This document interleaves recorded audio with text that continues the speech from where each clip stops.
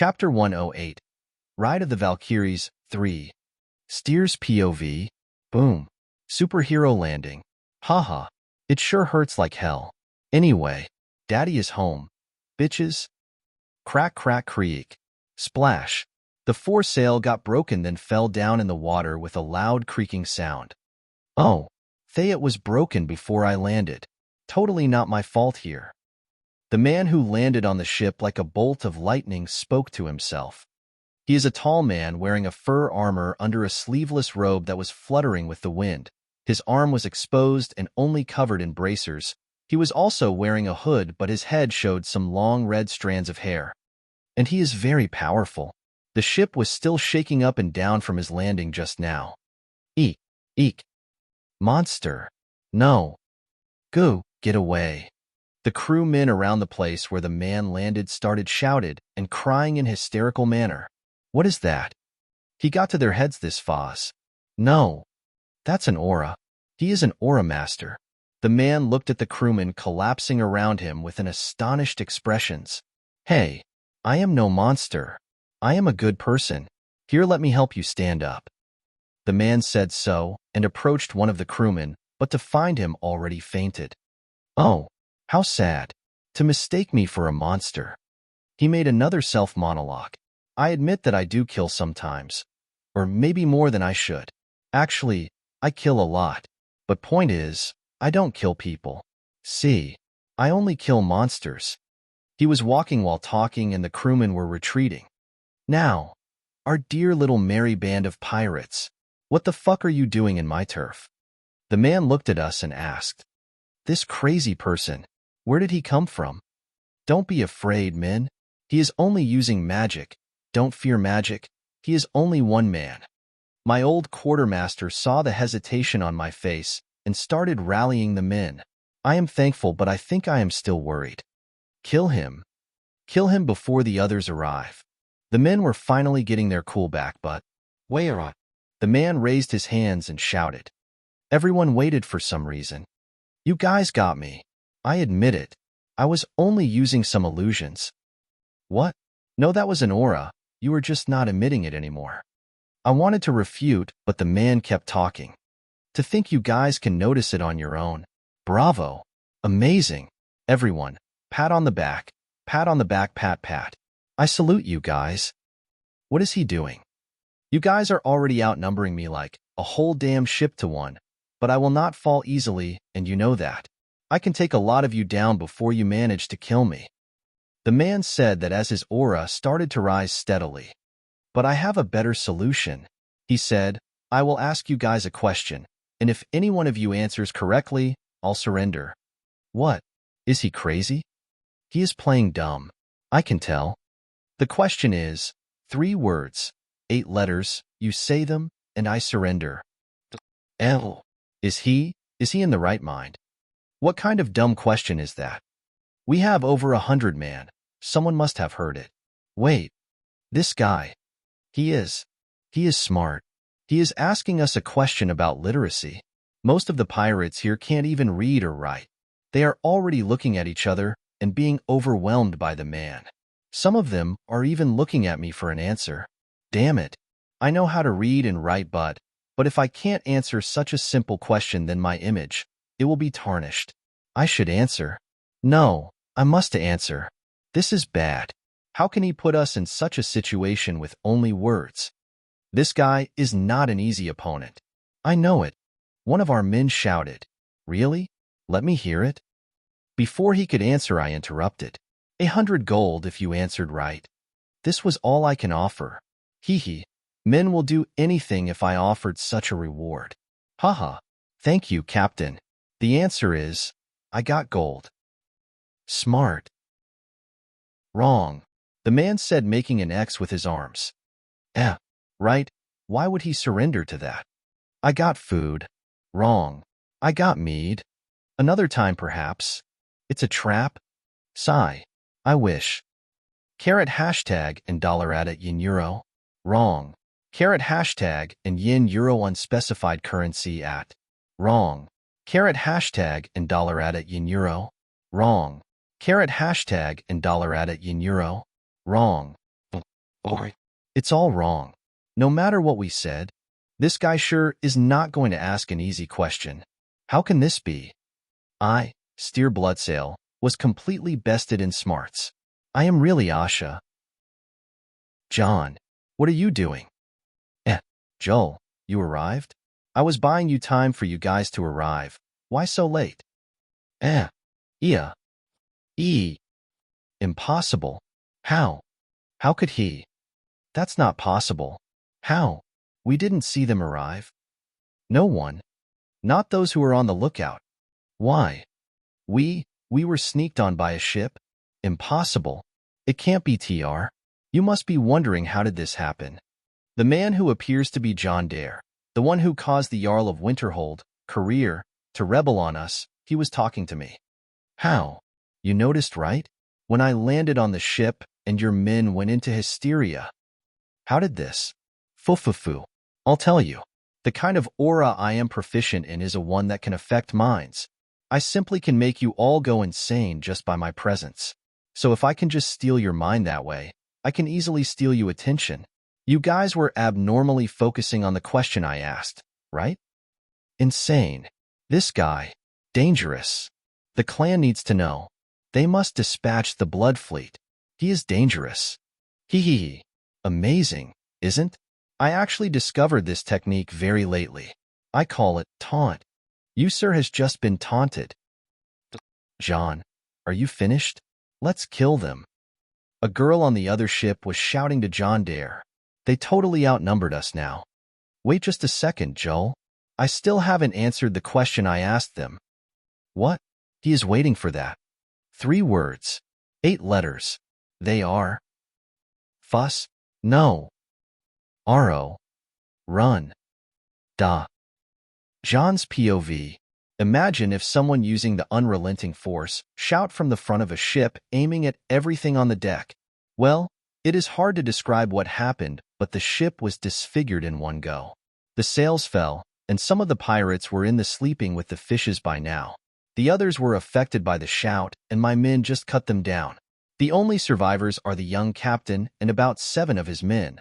They all became disabled from being directly hit by the Thursday. But I was completely focusing on something else. Wolfer, you old dog. Let me take a look at you. Huh. Do I know you, sir? It is me. Haven't met before. Ongium, do I look strange? You do? Who are you? I've mistaken you for the boss. Gee, guys. It is me. Yisra. Marin.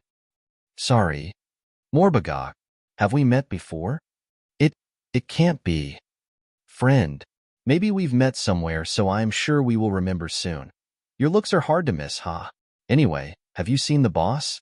You landed on the ship after him, right? No. They didn't recognize me. Right. My appearance has changed. It also seems that the guys from the gunship arrived later than the Alexandria. No way. Even after the grand entrance. It was all for nothing. Maybe that's a sign from the universe. The middle finger sign? Anyway, I had to beat up Ongium until he recognized me by my fist. The same went for the rest. Wolfer, your turn. Jon, please, ha. We were messing with you. It was Ongium's idea. Fufufu. My brother just don't mess with me and get away with it. Especially my brother. Fufufu. That Ongium. Extra beating. After a while of messing around, the reunion was complete and we moved to the gunship. Gentlemen, to the matter at hand. I announced. But before we do that, how tall have you become? Ongium asked. 6, 8 feet. That's taller than this one, Marin said. He is a Kathirat Kajiat. They are known to be more panther-like than cat-like. Can we get back to the matter in hand? Yes, Wolfer said. But before that, how did you do it?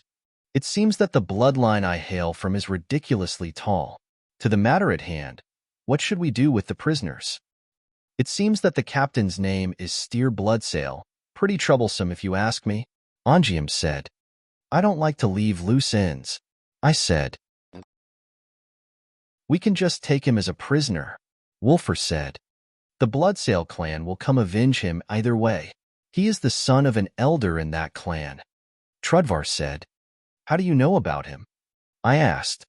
Oh, boss, I was the one dealing with the security and I also held the interrogations during the last few months. He said. Aha. So you are the one who make them like this and like that. As long as it is necessary, boss. Damn. To think this baby face can do all that. Alongside me, there are Trudvar, Ongium, and Wolfer standing in front of the prisoners. We were deciding what to do with them. John. Joel popped out from somewhere. MHM. There is this girl. She wants to speak with you. Who is she?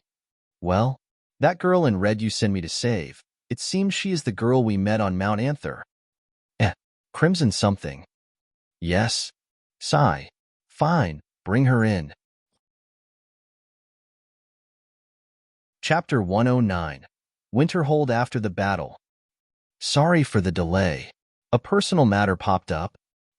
My name is Alina Moonblade. I am honored to meet with you, Senior Jon. A girl in a red dress with blackle hair and red eyes followed after Jellinar. She was putting on a face cover like last time's. Before she comes, the guys reported to me that she started helping with the pirate problem the day they started provoking the town openly. It was almost 3 months ago. They also said that she doesn't show her face and all that. And once she requested to see me, they all started winking like idiots. Well, I already knew about her a little.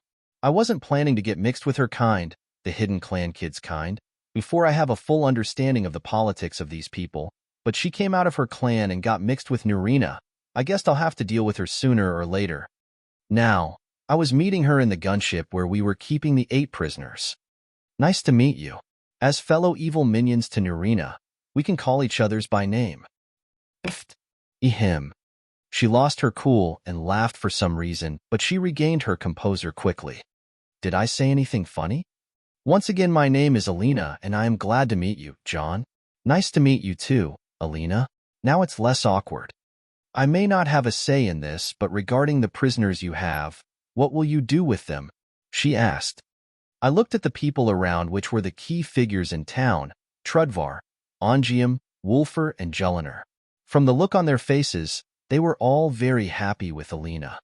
Before I answer, I would like to say that you earned the right to have a say as you won the trust of everyone in this room, and the report I heard showed how much effort you put in protecting this town. You have our thanks. I said in a polite tone. Oh. Him. I was only doing the right thing. Thank you once again. Now, about your question. I am actually having a problem deciding what to do with them. I could tell. The one you are holding is Styr Bloodsail, the youngest son of Bervak Bloodsail, the clan's patriarch. Oh, headache. I said. This is worse than we thought. Killing him will bring all of that clan's anger on us. Letting him go will expose Jon's strength to them, and also they will come for vengeance. Wolfer said. So the public execution I was thinking about is no more. Damn it. Ongium said. What should we do then? Trudvar asked. To a clan like the Bloodsail, you guys are still not strong enough. You indeed delivered a fatal blow to them, and it will take them a long while to recover from it. But remember, only one master warrior appeared in this battle, the one I was saved from. The Bloodsail clan has more than just that low-leveled aura master as well as a lot of mages. Low-leveled? A lot of mages? Are we up against some cultivation sect or something? What is your suggestions? I asked. Being responsible for his death is already a bad idea. He will die soon anyway, the signs said so. Signs? Wait a single minute. By any chance, you can use divination?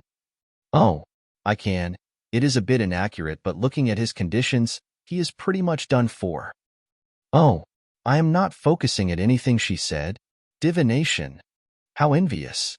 This is a very unique gift. I call it a gift because it is something like my Dragonborn soul. Only those who are born with it can wield it. Of course, there are spells that can use the aspect of divination, like clairvoyance, but they are nothing compared to the real deal. Just like the difference between a normal voice master and a Dragonborn. Alina can tell that this Styr kid will die soon. Sigh.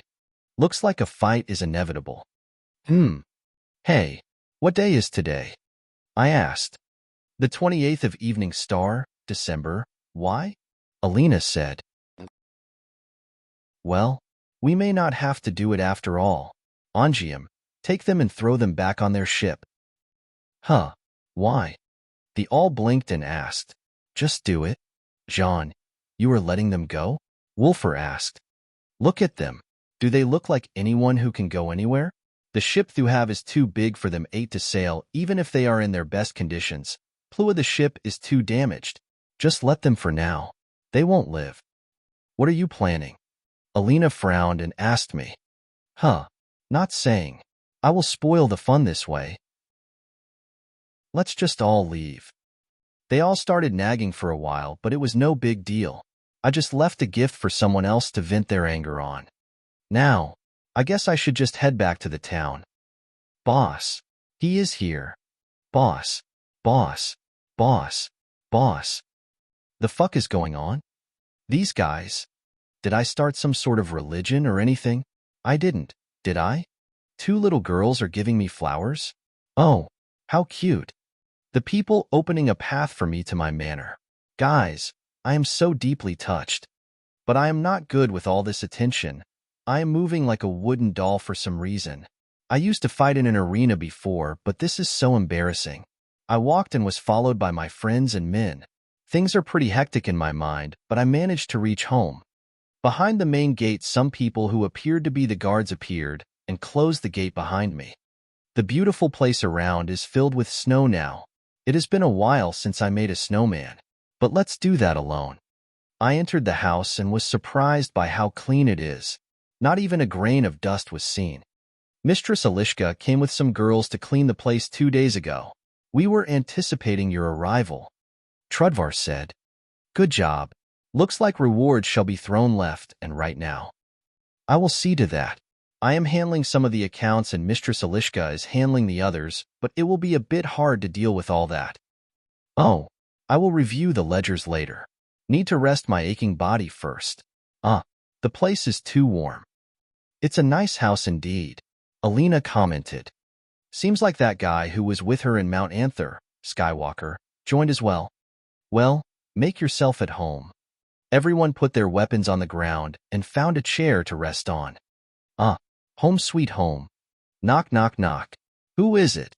Trudvar went to see who's knocking. Sir, it is Mistress Alishka and some other business owners asking to meet the boss. Trudvar looked at me and I nodded. Send them in. In the room, there are Jelinar, Wulfr, Ongium, Trudvar, Alina, and Skywalker on a side. The other side had Alishka, Dager the innkeeper, the mine owner, the head mason, the master huntsman, as well as some important people in the hold. Why am I sitting on this big chair in the middle? You guys didn't appoint me as a jarl, right? I asked. Well, you already own most of the properties in town and the land you own is massive. Add to that the number of the guards who work for you that has exceeded the number of the jarl's guards already. Why do you think we should deal with that useless person to begin with? Alishka signed. You made a good thing here, Boss Jon. Don't worry about such a jarl. The mine owner said. The town already belongs to Boss Jon. Even the Imperial garrison in the south deal with us to get supplies. The master huntsman followed. And many people who had bad living conditions around the area has all migrated to Winterhold. Don't forget the young ones who applied in the college to follow the footsteps of Boss Jon. And this happened. And that happened. Oh boy. If I remember correctly, I was only making a humble investments and a small business with the things I have in hand. Now I am the tycoon of Winterhold. I kept looking at the ledger in front of my. It was organized the way I taught the Alishka how to do it. Numbers and charts filled the pages, and I could understand what happened in the past 4 months. Holy mudcraps. What the hell did you guys do? We are too rich. Too damn rich. Did people want to work that much? I totally underestimated the work I have done here. My properties that I obtained its land by with a few hundred gold septims is now worth more than 40,000 gold septims. My guards and spare sailors that I keep around unofficial hired are about 300. And the workers has increased many times. It is still not enough, Boss Jon, the head mason said. Asterisk glub, asterisk not enough. I said as I could feel my head becoming light. Yes, The town needs solid defenses, and a lot of people need to have houses as they mostly live in rundown ones. Also, the immigrants need housing. He replied, "Just kill me already. We need to expand the inn, Boss John. It used to fit the small town, but now that there are a lot of customers." The innkeeper said, "We also need some barracks for the men," Trudvar said. A market square, Wolfer. More trading ships, Angium. A temple, Alina. Okay, I get it, but I don't have a brain to deal with all that alone. Where is Isolde when we need her?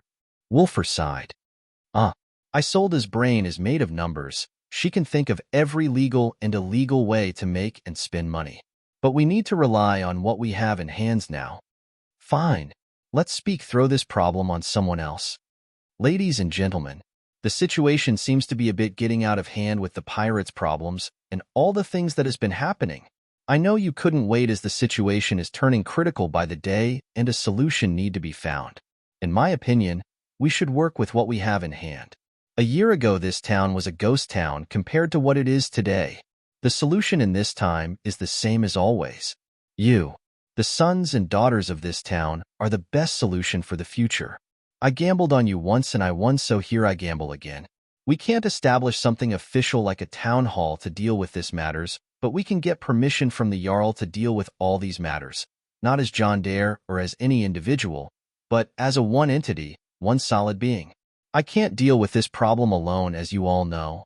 I am a student of the arcane arts, but I am very confident in you. You were the partners who put their blood and tears to build the beautiful thing we have today. It can't be me alone. This is why I arrived at a vital conclusion. We must unite ourselves into one more capable machine. A machine that only knows how to push forward. I am suggesting that we build a cooperation, an association of the businessmen and workers in this town to work under a single, organized, and multi-personnel management. I suggest a business company. Aye.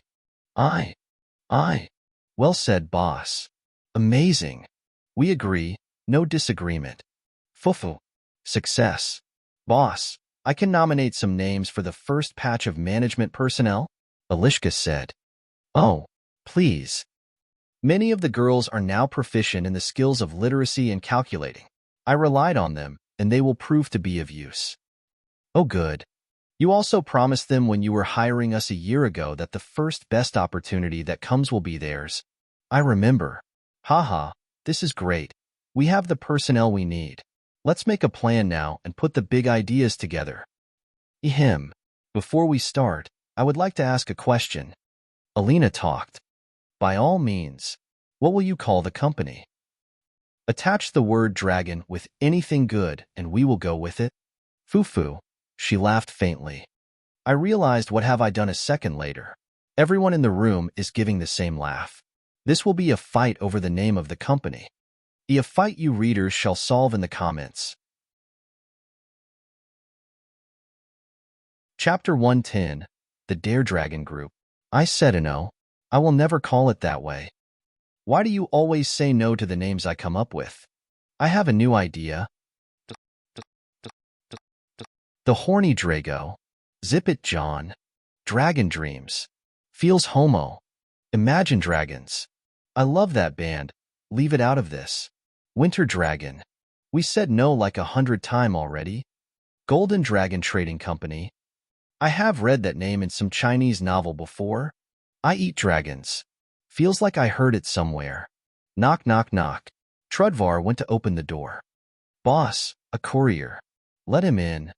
A few seconds later, a short guy came into the room following Trudvar. I've been looking for you. Got something I'm supposed to deliver. Your hands only? He mumbled a bit while looking in his bag. Let's see here. A letter. From who? A guy called himself Yakko. Creepy fella, dressed in an orange suit and a gas mask, holding a flamethrower. Oh, thanks. John paid the courier and sent him on his way. After opening the letter, he saw this. The Dare Dragon Group. Looks like we got ourselves a name, everyone. I said and showed the letter to the others. Oh, the boss name and the word dragon. How couldn't we think of that before? Well, Let's go with that name from now on, Jon declared while standing up. Everyone stood up and congratulated each others. Special thanks to Iako for suggesting the name.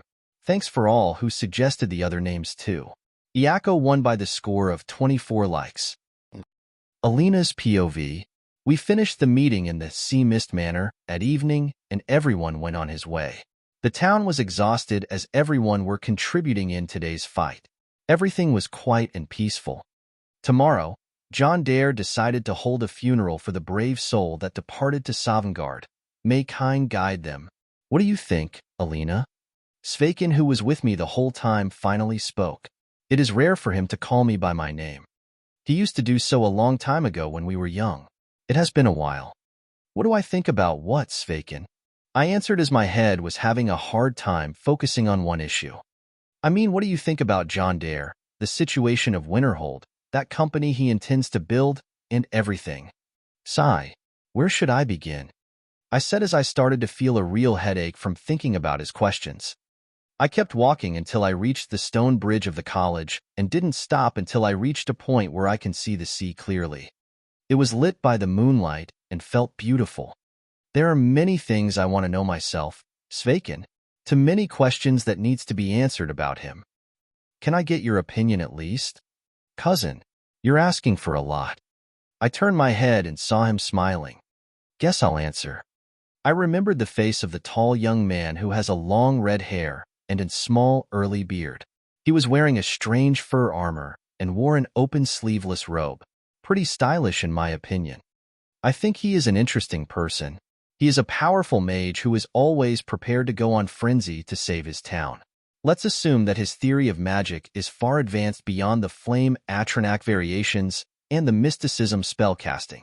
He is proficient in destruction, as you could see the way he landed from his flame Atronak hawk like a bolt of lightning. He can use the Thursdayum too, which I am not sure where he could learn it if he doesn't belong to High Hrothgar or a hidden clan already. But regarding the rest of his personality, it is not bad at all. He is not afraid, but he is very careful. He loves to do things with style, but not too lavish himself. How honest he is. Not honest at all. Haha. I said as I remembered that moment. When they told him about the management work that needs to be done, he looked composed, but he was crying in his heart. He probably suggested the company idea to get rid of that workload. I bet he will only make the big decisions and sit back to watch the work gets done by others. Haha, I like the way he thinks. But what do you think about this company? Sveikin said. It will work. He seemed already able to make it happen. He said some ideas that felt rather strange, but he put down a goal to every department in the company with a future plan and a lot of upgrading options. The type of cooperation he intends to make is almost as if he is trying to make a company of investment to control other smaller companies and make a firm reign over them. I don't know how he managed to buy the Jarl, but let's try to say that he is having the Jarl as his puppet now. So making such a company is actually stepping into the right direction as taking the role of the Shadow Jarl. Shadow Jarl. There is something like that? Well, there are the Silverblood in Markarth and the Blackbriar in Rift Inn. They are the Shadow Jarls. And now, Jon is the Shadow Jarl of Winterhold. The company will take a lot of rights from the Jarl for most of the lands, mines, and everything in the hold. Our lands is in the hold. And the Firemane should have a say in this too. This town used to be theirs once. True. Before the Great Collapse, Grandpa Tormund Firemane used to live here. But after it, things changed, Sveikin. The people have the right to live, and the Firemanes has no say in this place anymore. You just don't like the Firemanes, Sveikin said. Humph. I don't hate them, but I am not forced to marry someone I don't know just because he is 6 feet tall, has a curly red hair, and walks around with an animal sidekick. Somehow I didn't want to continue. Hey, doesn't Jon fit that description? Sveikin said what I just thought of. Yes, I just realized it. Thank you for pointing it out. He is not a Firemane, right? I know all the Firemane kids. They are not interested in anything but fire, big weapons, fire again, ships, more fire, and raising beasts. Jon is an electromancer and a conjurer. He is also a researcher, which doesn't fit the description of a Firemane male at all. Yeah, I heard they are obsessed with the path of Dragonites. Of course they do. Put anything that burns in front of them, and you will be their favorite person in the world. Ha ha ha. You really don't like them. Let's just get going before. What is that? I was about to say something, but I saw something in the sea. Something is burning. Looking at the direction, I used Far Vision, spell that Master Nurina gave me, and I saw the bloodsail ship that we left in the sea. It was burning. Who did that? I increased the magicka output to see further ahead. After stabilizing the vision, I saw another large ship next to it. Some men were burning the bloodsail ship and killing the people we left on it. It was brutal. I combined Far Vision with Night Vision and saw something I didn't want to see. Damn you, Sveikin. What? Why? You kept saying Firemane this and Firemane that. Look who we conjured this time. Don't tell me. The Firemanes. Who else? Icebrain? Smear. Let me see. Let me see. I cast Night Vision and Far Vision on him. Oh, that's indeed a Firemane ship. Crimson Moon, do you know which ship is that? I saw it once before. Which ship is that? This is the Guilty Crown, Sveikin said in hesitation. Glub, the Guilty Crown? Yes, the most damned ship in the Sea of Ghosts. The ship of your most favorite Firemane. Oh crap. Kine, do something about this. Sveikin, where is the farthest end of Nurn? Maybe locking your chamber is the best way to solve it this time. You know she always catches you. Nah, don't wanna. I will run. No, I will go to Master Nurina and sell my soul to her. Jon said it may work. Your call, my lady. Let's run. Jon's POV. Everyone went home except for Wulfr and Alishka. Alishka showed me the new hot tub that I requested to be built in the underground area. There was also some bags of gold that I had to move in the vault. The place got some remodeling and it was rather nice. I also found some of Wulfr's works lying around in the training room. He made some tools that I asked for, trapping harpoons, crossbows, hand ballistas. Most of them were still under the prototype category. To tell the truth, I was trying to make some anti-dragon weaponry, but after I met with Parthernax, all that work will go down the drain. I still need to examine some Dwemer machinery to get an impression of how they made the automatic reloading crossbows. Lastly, the magic cannons on the gunship weren't effective as I thought, which means they are useless against dragons. I need to remake the designs once again. Last time I focused on rate of fire, but this time let's not worry about that and make it into something absurd. I also added a design for a new magical weapon. It is the good old Tesla Tower. I will go speak with Jarl Career tomorrow and get his consent for providing us with a long-term investment contract and a monopoly of some crafts over the hold. I hope you prepare as much workforce as possible. Yes, I already have few choices. Are we going to meet in my office anytime soon? Oh. I turned to look at Alishka, who was smiling at me. I held her from her waist and pulled her to me. She is now a lot shorter than before. I also was thinking about coming, you know?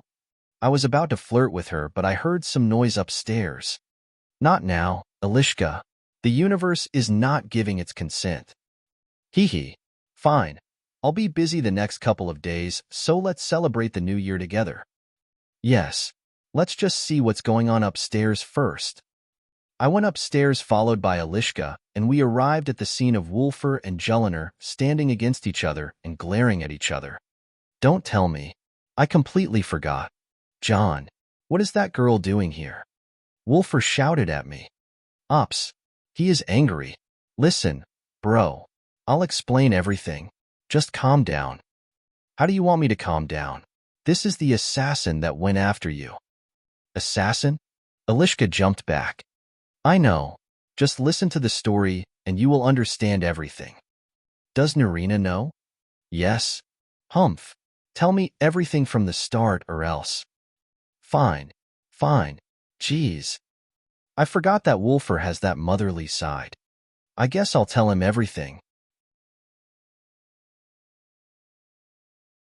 Chapter 111. The Firemanes are here. An extra chapter. This week, February 2nd. Enjoy Heartsuit. So let's revise what you said from the very beginning. That girl tried to kill you. The Thieves Guild asked you to solve the problem. You infiltrated Castle Duar and made a contact with her. With Rusning, you were the ones who killed Sibby Blackbriar. And after you left the city, you returned back to set fire in the castle and break her out. Now you guys are lovers? Wolfer was getting bigger and bigger for some reason. He was truly in the mood to scold me. Amazing, right? No one except me can pull such a thing off. I said, trying to make the situation look better. Yeah, you were right. No one is idiot enough to pull such a thing off. He was not going to let it go at all. Sigh. I thought you are the one with a brain among us, Jon, Wolfer said as he finally got tired. With a brain? Come on, let's see. I am a multitasking cat lover magic casting freak. You have some sort of steel fetish. Akira is a Kajiat who doesn't fluff. Isolde is a coin digger. Sviti has developed a third personality by now. Whose fault were these? Not me. Really? Let's see. I was a healthy young man until you started showing me these weird tools from your so-called past life.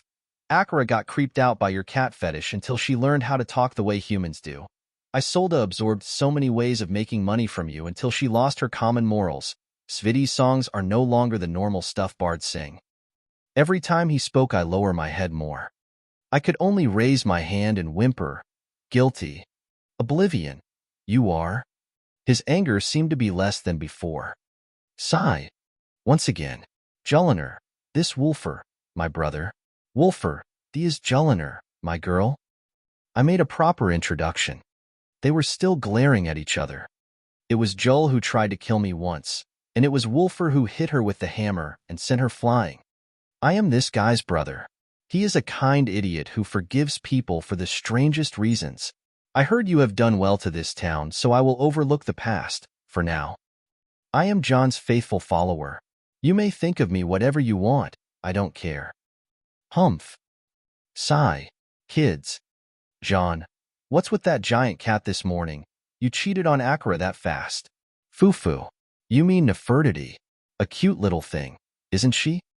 A cute little thing that killed 3 pirates in less than a second. I am not able to keep up with you anymore. What's her story? Well, it started like this. I started telling him my story with Nefertiti since the day we met when I rescued her until the thing with Herson. Damn, my life was compared to yours. Except for the part about Bjorna, of course. Once she was going to leave, Ongium came and saved me from the boredom. Good for you, bro. How is your life in our town? Never dull, brother. Your friends from the Creation Club are something else. They have a lot of your work, and the things we built are all around your basement. Oh, about that, I started giving Wolfer my new requirements. Stronger. Come on, what's your game? I want stronger magic cannons that can be fixed on the defenses we are about to build. I want the pirates to be killed in the sea before they ever set foot on land. Even if we can build such a thing, not even the soul gems mine and the hunt squad can provide us with such amount of filled soul gems. I grinned. Who said anything about soul gems? Wolfer went home after we had a few drinks that night, and I went to bed. The next day, a large ship carrying the banner of a lion with a mane of fire was spotted near the shoreline. The Bloodsail ship was nowhere to be seen. Hee. As expected, the Firemanes are here. They followed the rules of the official docks and wouldn't come to the dock until the first light. Well, we are no official dock yet, but thanks. I gave orders to give them the permission to dock right away. After that, I got dressed in some civil clothes and went to see Nurina. She was nowhere to be found, but when I asked around, I learned that she was summoned by Savadarin, the Archmage. I only had to wait for her in her chambers then. Putting thoughts into actions, I headed to the Hall of Countenance. Some people I know didn't recognize me at all. I guess that's given due to my appearance change. Well, the seal of Nurina that I have can take me anywhere. Just as I reached her chambers, I discovered it was magically locked with different method than Nurina's usual. I can break through it, but it seems there is someone inside. The magic signal is not bad, but it is far weaker than Nurina. Nurina's magic signal can cause me to throw up if I tried to detect it. It is just massive. Anyway, let's wait in the lobby. I put my hood on so people stop looking at me and found some place to sit. A few minutes later, Nurina showed up followed by Alina and Faralda. I went up and stood near the place they are walking. "Hey, beauties," I said in a provoking tone. Do you know who are you addressing, fool?" Faralda lashed out in a cold tone. "Foo-foo, teacher Faralda, as cool as ever, even when you lash at someone," I said with a smile. "Faralda, this is just a brat. Don't lose your anger here. Let me handle him," Lonith said as she was ready to kick some ass. "Wait," Nurina spoke. "Archwizard, he is just a kid. Let me handle him," Lonith said. "Yes, big sister. Don't worry about such scum." Faralda got heated up too. "You guys can beat him well, all right, but if he decided to escape, you won't even catch his shadow," Nurina said. "Hee, damn it." She approached me and held the nape of my shirt. "Why did you get that tall?" she asked in a bone-shivering tone. "It seems that it has to do with the blood lineage." Nurina looked at me with complete disdain. "Lonith is fairly tall for a Dunmare." Lonith shivered. "That little girl Faralda is idiotically tall too." Faralda's face got pale. "And now, you." Crap. Nurina is sensitive about height. She is not short, but everyone she knows is taller than her. She pulled me down and removed my hood. Jon, Lonith and Faralda exclaimed. "Hey, Teacher Lonith, Teacher Faralda." They were still in a daze from my change in appearance. Nurina took a deep breath and looked at me coldly. "Other than your head, the rest of your body is not my son anymore." Lonith, the knife. Alina's POV. Scary. I couldn't sleep at night at all. Last night I came to Master's chambers and requested to see her. Once I was led inside, I saw a golden-skinned woman sleeping in the bed of Master Nurina. That was Teacher Faralda. I knew the rumors about their relationship, but it seems that Master is not even shy about it at all. "What's with it, girl? It is late." "Oh, Master, I am very sorry for disturbing your sleep." "I wasn't sleeping. Something happened?" "Ahem. Reporting to Master, this disciple has met with Senior Jon this day." "Stop talking like that, damn it." Did he treat you well?" "Yes, Master, he was a very interesting person and I learned so much from being around him." "Foo-foo. Just don't catch the bad habits." "By your wish, Master." "Sigh. What are you here for?" "Master, since the day I started following you, I know how caring and low." "Cut the crap, Alina. You want something." Master said it straightforward. "Let me hide in your room, Master. I beg you." "Huh. Did something happen?" "Yes, Master. My clan wants to wed me in another clan that has strong ties with us. One of that clan's figures just appeared in town. I am already known in town, and I will be found sooner or later. Please, Master."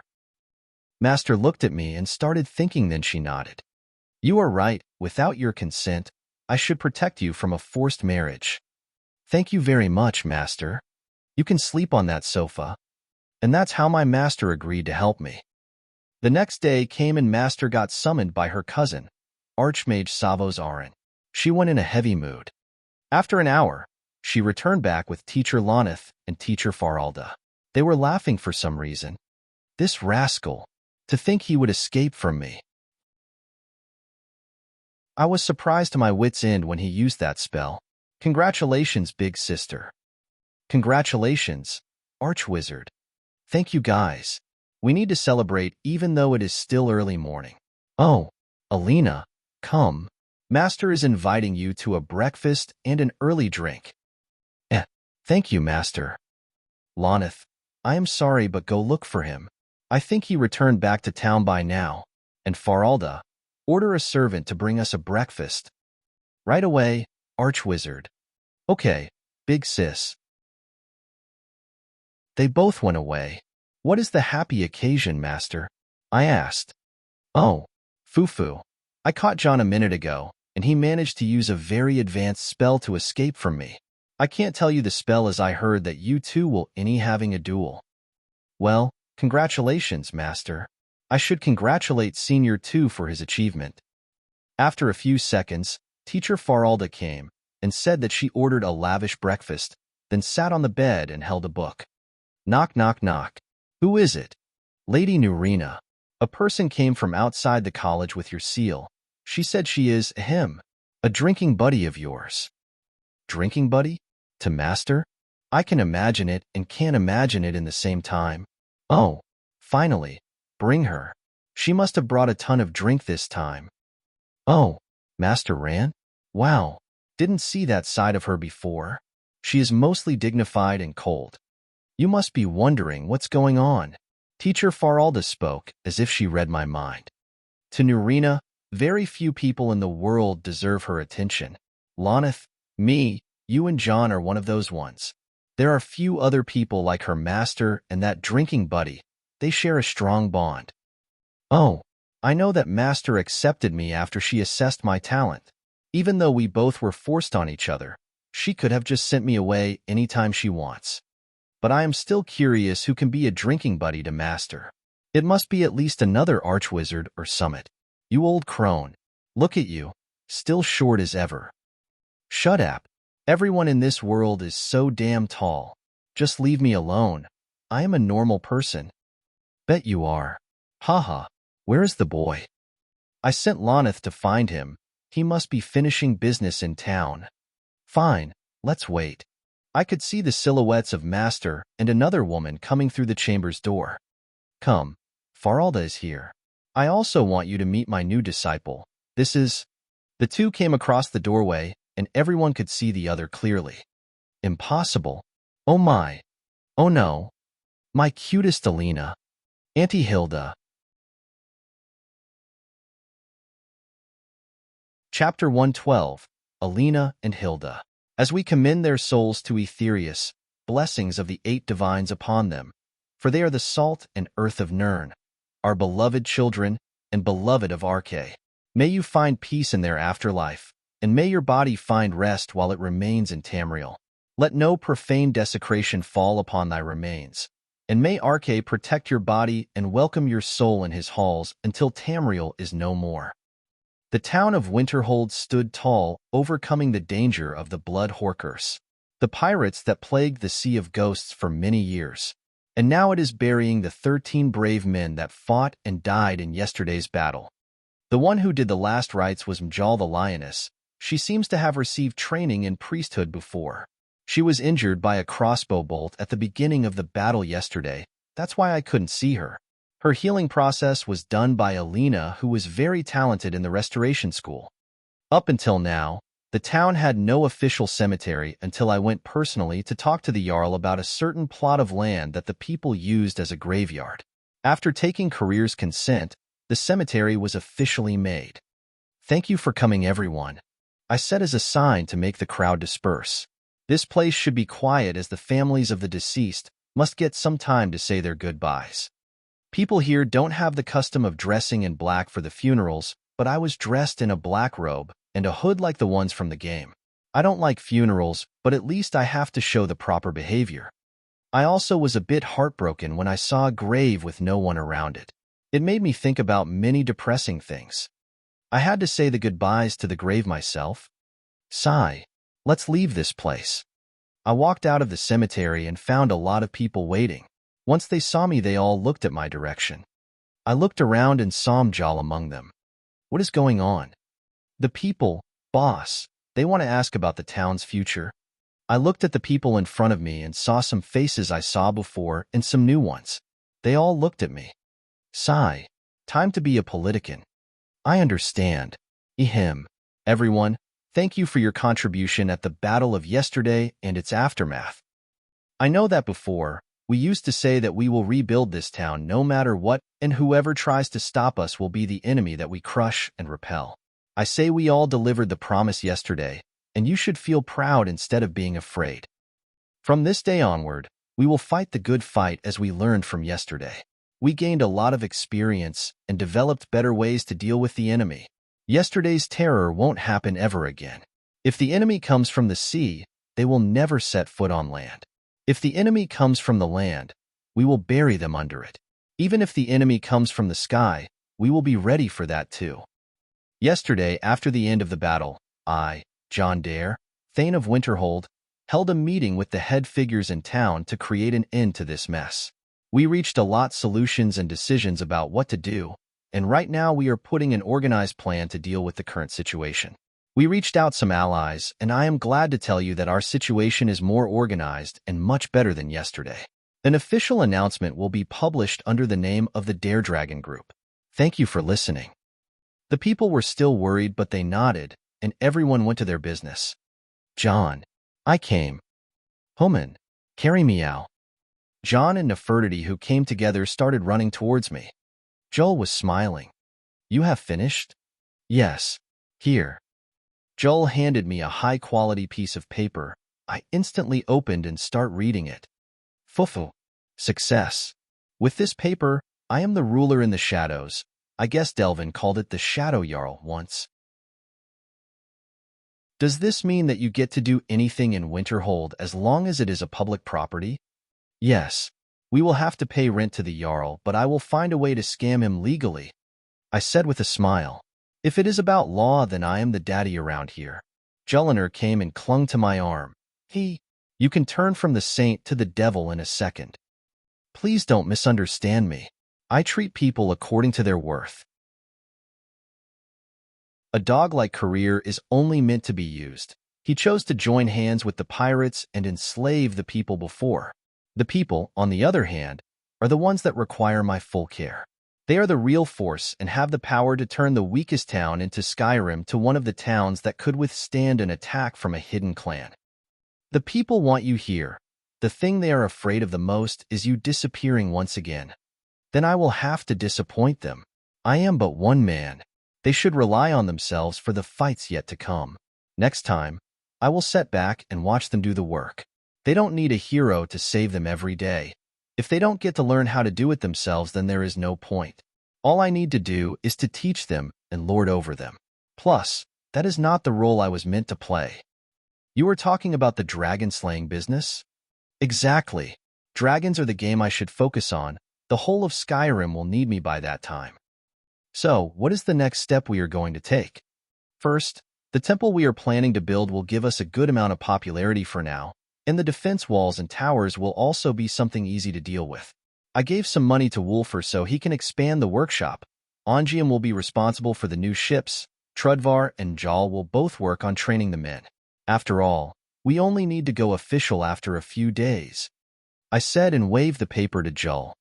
We were walking in the street until we reached the house. In front of it, someone seemed to be waiting for me. Teacher Loneth. I jumped from my place.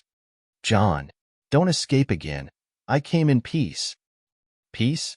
You guys wanted to cut my head this morning. Well, no one told you to get ridiculously tall to the point that we don't recognize you, then come hit on us. Oh, I shouldn't have done that. Anyway, I was so scared that I ran away for my life. How heartless can you be on your juniors? Beat it, Jon. Archwizard Nurina wants to see you. It seems that she has a visitor you should meet. Oh, she's here. I'll go change and come right away. Alina's POV. I tried to run. I tried. And I failed. Annie caught me and made me sit on her lap. Why? Fate, you are so cruel. I can't take this anymore. No way in oblivion I can take it. So embarrassing. Teacher Faralda, Master, please stop smiling. Help me. To think those two monsters are drinking buddies. Truly, birds of a feather. I didn't know that you two know each other. Master was smiling while talking to Annie Hilda. Fufu. We go way back since little Alina was 5 years old. Auntie was amused for some reason. Ho ho. Since that time. Huh? So Alina was that child you talked about? Yes. Alina is the one who opened my heart once again. Look how cute and small she is. Auntie Hilda started poking me cheeks. Damn it. So embarrassing. I am not cute or small. Auntie, stop bullying me. Fufu. She is always like that. Fufu. They are laughing like the pair of foxes they are. How drunk were the gods to let Auntie and Master meet each other? I asked as I completely gave up. I can't simply escape from the hands of Annie now. Well, it was fate. You will get to know the details later. But now, it has been a year since Auntie saw you. Look how much have you grown. Auntie was still not letting me go. I am sure a Firemane won't notice how much other people grow anyway, Master said. Come on. Alina is the one I raised up. How can I not notice her growth? Still, what is that thing about forcing her to marry into your clan? Master asked. Oh, that is a very old tradition between our clans. We must be always tied by blood, as the Moonblade clan is the only reason our Firemane clan survived the Great Collapse. My mother is from the Moonblade clan. George's wife and Scotty's husband are also from the Moonblade clan. There are other marriages as well. As for Alina, she gets to choose her husband from the clan if only she wished for it. Whoa, so that's the reason. Fine, Alina. Looks like you don't have to choose after all. Master said, overlooking the real problem. Master, if I refused, my clan will look at me as a person who betrayed the traditions and everyone will hate me. They don't even dare to do so. Whatever you want, Auntie will support you. But you will have to come to our clan for this month. You know that you must take your coming-of-age ceremony with us. No, I am staying with Master. Actually, I am going as well, Master said. Wah, Master is going? You traitor. Damn it. I still have a duel with the senior. Huh. Who dares to duel my cutie Alina? Tell me and Auntie will hunt them down for you. No, Auntie. I am the challenger. You are challenging someone? Well, I didn't want to do it at first, but the steward of our clan came and declared the challenge without my consent. Auntie doesn't see you losing to anyone. She is fighting against Jon, Master said. Suddenly, Auntie Hilda stiffened, and the atmosphere changed greatly. Why? Did something happen between them? Yeah. Auntie Hilda is. She is about to cry. No, they seem to have a good impression of each other, Master said. Phew, that was close. It should be a small friendly fight then. Let them use wooden swords, Nurina. Auntie is saying very strange words. It's a duel over my legacy disciple title. What does that mage nonsense mean? They will use the best magic they have. Hilda, this is an all-out fight. Wawa Nurina. Stop it. Don't make it happen. Please. Auntie is freaking out. Just leave it to them. They will solve it on their own. Nurina, how can you be so heartless?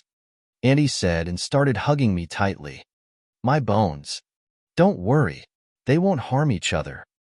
Are you sure? Yeah. Just let the girl go. She is dying. Oh, sorry. Phew. Huff. Knock. Who is it? The door knocked and Master replied. The most handsome young man on Tamriel. The one behind the door seemed to be Jon. Master looked at Auntie. Auntie, who was keeping me on her lap the whole time, let go of me. She just let me go. Like that? Come in, Master said.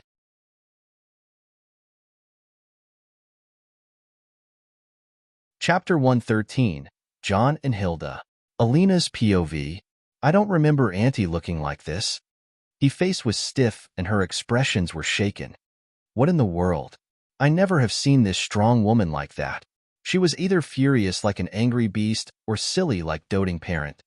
I saw all her expressions, all her emotions, all her rage, and all her happiness. But she was never shaken.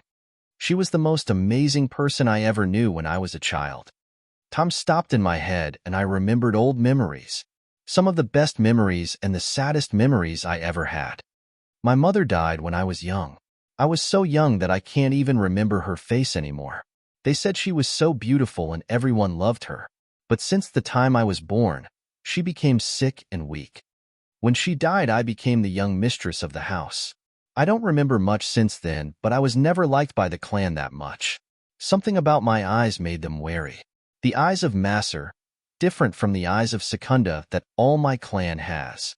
When I reached the age of 5, the Firemane clan sent people to request the aid of our clan for apprehending a member of theirs that went rogue. My father refused to send the men, yet he carried his swords alone and went down the mountain. He said he alone was enough. After a week, he returned with a strange woman that was covered in blood. He told the Firemane steward to return as the woman would stay with us until her matter is over. Since that day, I've got to know that woman as Hilda. She was a large woman taller than any man in our clan. She lived in the castle with us and never appeared too much. One thing we had in common, everyone was afraid of us. She never talked and glared at people all the time, but she didn't glare at me. Since that time, we started to get to know each other. I brought my dolls and started playing in her room. In time, she started to get close to me too. Months passed and I was always with her. I slept in her room and ate with her. During that time, I got to learn her story. She had a child, a son she named Jonhild, a son that everyone in the world wanted to see him dead. In order for him to live, she had to give him to someone else in a faraway place so he can grow up in peace. Her father, the one I knew later as Grandpa Tormund Firemane, forbade her from going to see him. He also didn't want anyone to find him. Auntie Hilda always cried when she was alone, so I stayed with her most of the time. I didn't want to see her crying anymore. By the time I became 7, my father started teaching me the sword art of our clan. I was praised in every swing I made. Auntie Hilda also trained me many times. When I became 10 years old, Auntie said that her son has also become 10. She cried bitterly that I couldn't stop her anymore. All I could do is help her escape from our clan to go see her son. The clan caught me as I really didn't put up much resistance. They tried to ask me about her whereabouts many times, but I never said anything. They gave up as they seemed to have understood what was going on. A month passed and Annie came back once again. She has changed a lot. She was smiling all the time since then. She said that she could see her son. He was very smart and had a very unique personality. She said many things that time, but everything about Annie changed. She became a very happy person. Grandpa decided that it is of no use to keep her anymore. She won't go on a revenge spree once again, judging by how she changed. Auntie started doting me mercilessly ever since, and sometimes it turned scary. She also took me outside the clan many times and showed me the glade where her clan lives, the sea in the north, her ship, the animal she raises, the hot springs in Eastmarsh. She showed me the world I never knew. I got to have many friends since then, and the world became so much easier to live in. I even started to get along with even my stupid clan. All these memories went through my head in a few seconds. During these few seconds, Auntie was beside me no more. She was there, hugging that young man who just came. Just like her, he was tall and strong. Just like her, he had that red fiery hair and gleaming blue eyes. I heard her crying something just a second ago. She was saying, "Jonhild." Jon's POV. Almost 6 years have passed and that woman never changed. She has no control over her strength. She cried my name and hugged me so fast that I couldn't even have the time to dodge. Well, I wouldn't have dodged her anyway. She was crying. "I missed you, Jonhild. Mother missed you so much." "Yeah, I missed you too." I didn't say that, but I hugged her back. By the time she let go, I could see no one in the room. They all must have left. "You have grown a lot, Jonhild," she said. Well, thanks to a certain annoying bloodline, I had to give all of my clothes away. Taha. Well, we all did that at some point. Ahaha, you haven't changed at all, I said as I looked at her. She was the same as I remembered her. Hee hee. The perks of being Firemane. We grow up as slow as elves. Seriously? Yeah. Damn. I should prepare for a slow life from now on. Hilda, and I started laughing mindlessly. Come, let's sit. She pulled me over and sat on the sofa. She was smiling brightly and warmly. My heart was being healed from seeing her smile. Rays of sunlight came from the window behind the sofa and added more warmth on this cold day. Hilda was a beauty. I could only be thankful to her for giving me the genes to be this devilishly handsome. Her red curly hair and shining blue eyes were just the starts of our similarities. My hair was 1 degree darker and straight, but it was nothing to consider different when we compare the rest of the features. Even our height was almost similar. How long has it been? She wondered. 5 years, 8 months, and 14 days. I said. Whoa, someone was counting the days. She said with a smile. Well, can't blame me for being awesome. Hee hee. Still the arrogant brat. I kept looking at her bright smile until she spoke again. Now tell me, during those 5 years, 8 months, and 14 days, how was your life? Let's start from the day you left. Time passed. And more time passed. It was already sunset. Oh boy, that was the longest catching up I ever had, Hilda said as she stretched her arms left and right. We still haven't heard your turn, I said. Come on, there is plenty of time, and I am hungry. Yep, I am hungry too. Where have they gone? No idea. Nurina took the wine barrel with her. You brought Nurina a wine barrel? I said as I felt a sudden headache in my head. Sorry about that. She seemed to know what she has done. Good grief. Let's go look for them. Hilda and I went out of Nurina's room and I locked it. We took the stairs to Feralda's room, but no one was there. Lonith didn't know where they are either. That only left one place possible. Let's go to my house, I said. Foo-foo. My son has his own house now. Well, if Nurina has a barrel of wine and took it to my house, well, at least the basement may survive. We headed out of the college and reached the town. On the stone bridge of the college, I saw the Firemane ship in the sea. That's one huge ship. Hee hee. That's my ship, the Guilty Crown. It used to be the flagship of the Blood Fleet. The Blood Fleet? The fleet of the Bloodsail clan. Hee hee. 10 years ago, I infiltrated their clan, freed a lot of prisoners and workers from enslavement, beheaded their patriarch, and stole the ship. The Bloodsails never dared to sail far away from their port ever since that day. All they could do is to use other names like the Bloodhorkers or whatever to avoid me now. Damn. Well, I guess that was one angry Hilda back then. You are not causing a ruckus anymore, right? Nah. I was stopped by a childhood friend of mine. It was not my finest moment, but it was the time when friends act to save each other's hide. We kept talking until we reached the town. There were a lot of people gathered around someplace. What is going on there? Hilda asked. Oh, that's the notice board. It must be the announcement. Announcement? Come, you will like that one. I walked to the crowd which moved to the left and right once they saw me. Hilda hummed as she started reading the announcement.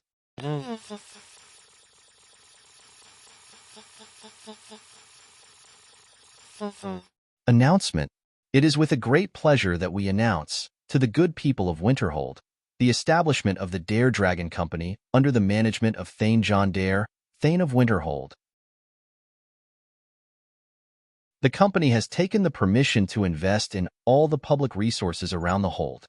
The company opens the door for a lot of major departments that will work day and night for the prosperity and the protection of Winterhold and all its people.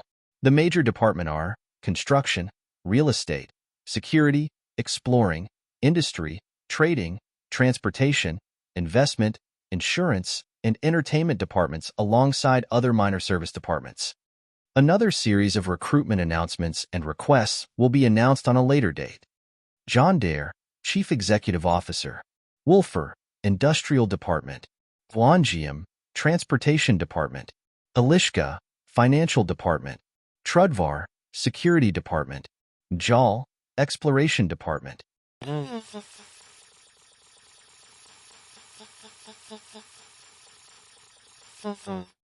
Hilda was speechless.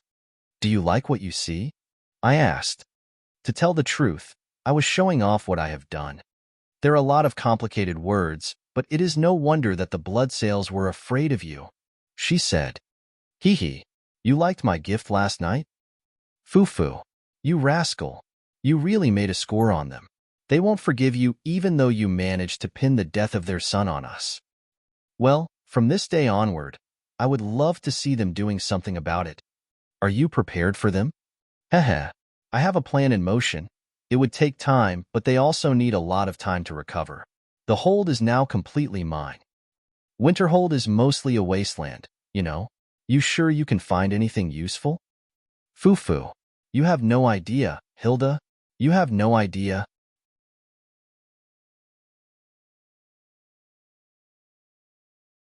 Chapter 114. Jon and Alina. Hilda and Nurina. Hey, stop acting all mysterious on me, kid. What's in Winterhold? Not gonna tell. Ouch. I teased Hilda but got my back slapped. Going to talk, or you'll make your old mother force it out of you. Hilda was smiling, and I felt she was enjoying the situation. Sigh. Why ruin the surprise for you? You saw my company just now has an exploration group for digging out resources and all that. One day, I will make a grand expedition and you, my old mother, will be the first name on the list. Ouch. My back got slapped again. Who are you calling old? She said while grinning. Sigh. I now know where my unreasonableness came from. Anyway, the town looks lovely. Can't compare it to last year. Last year? You came here? I visited Nurina with a big keg of mead. Faralda kept whining from how much we drank that day. Ouch! Why are you slapping my back? I led Nurina to the Sea Mist Manor. Once we arrived, someone was waiting for me.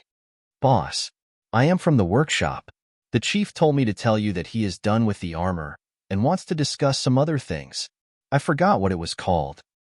Oh, tell the chief that the boss will be busy. He can join me here if he is done.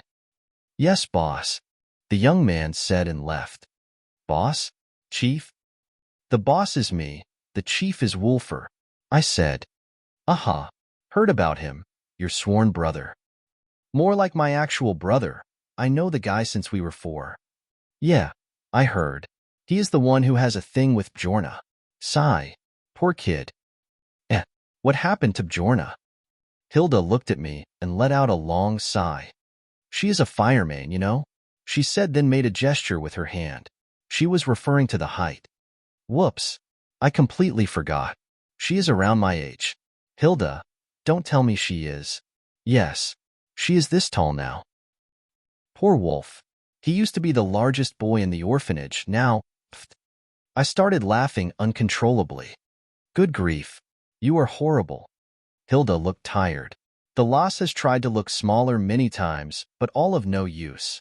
Well, they will be about the same size. No problem there in my opinion. I hope so. Anyway, let's go inside before things get out of hand, I said while pushing the front gate. After we went into the house, let's just say it can get worse.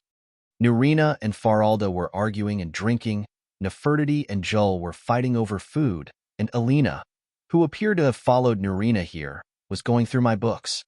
Once they saw us coming in, everyone froze and looked at us. Is it awkward here, or is it just me? Hilda asked. They were expecting some family drama to happen.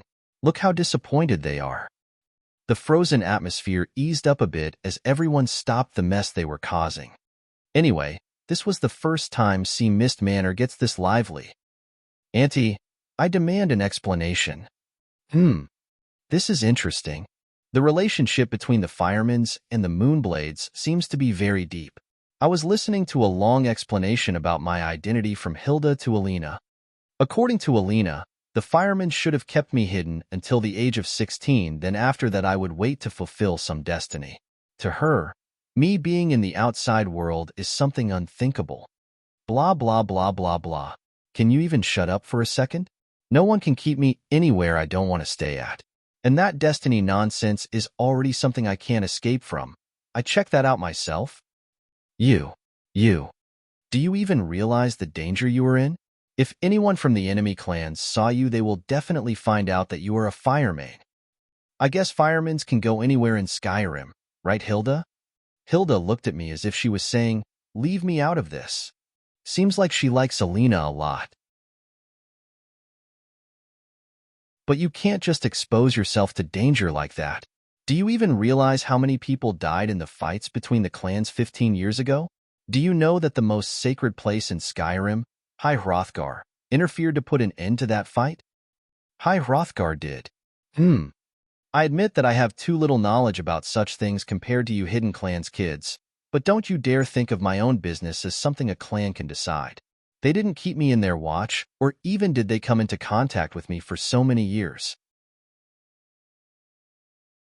If my guess is correct, the day I should know the truth about myself should have been this day.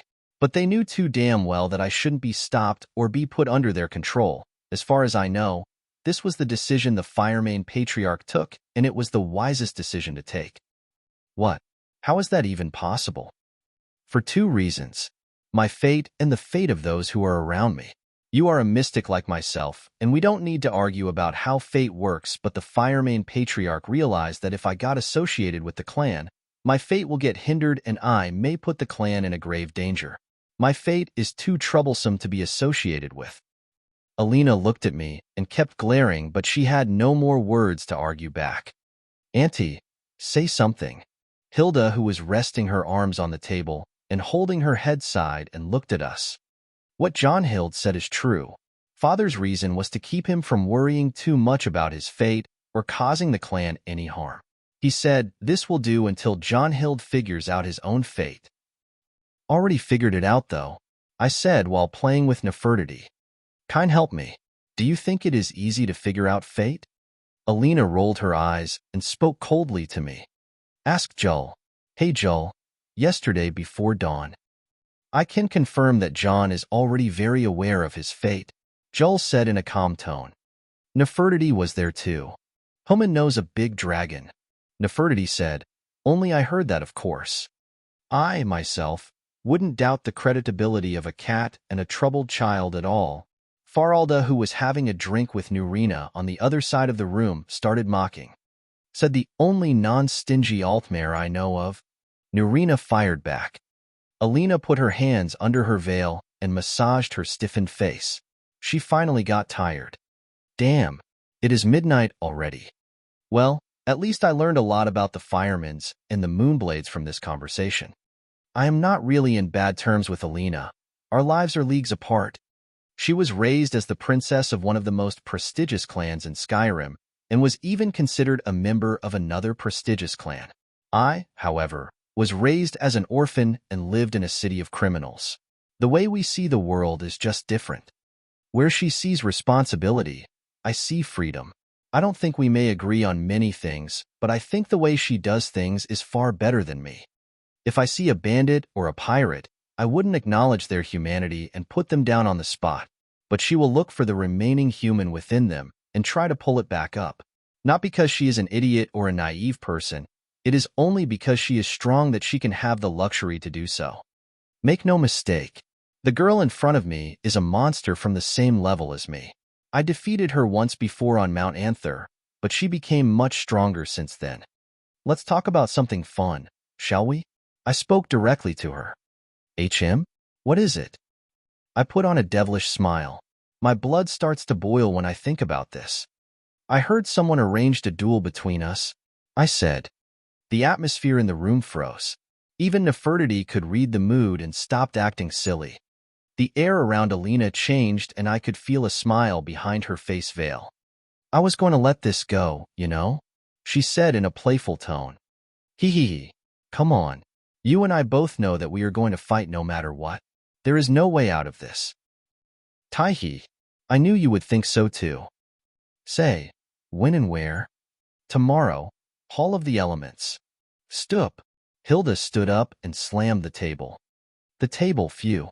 Thank heavens it was enchanted. You two are not fighting. I don't care what you are fighting over. This fight is not happening. Calm down, Hilda. Nurina stood up and came. These are my disciples, and I am the one to decide. These are children, Nurina. They might get carried away. I can't afford to see any of them hurt. The two of them were lightly drunk, and they were exchanging a small bit of their auras. Enough. I stood up and used my aura to suppress theirs. It was a pitiful try, but they complied.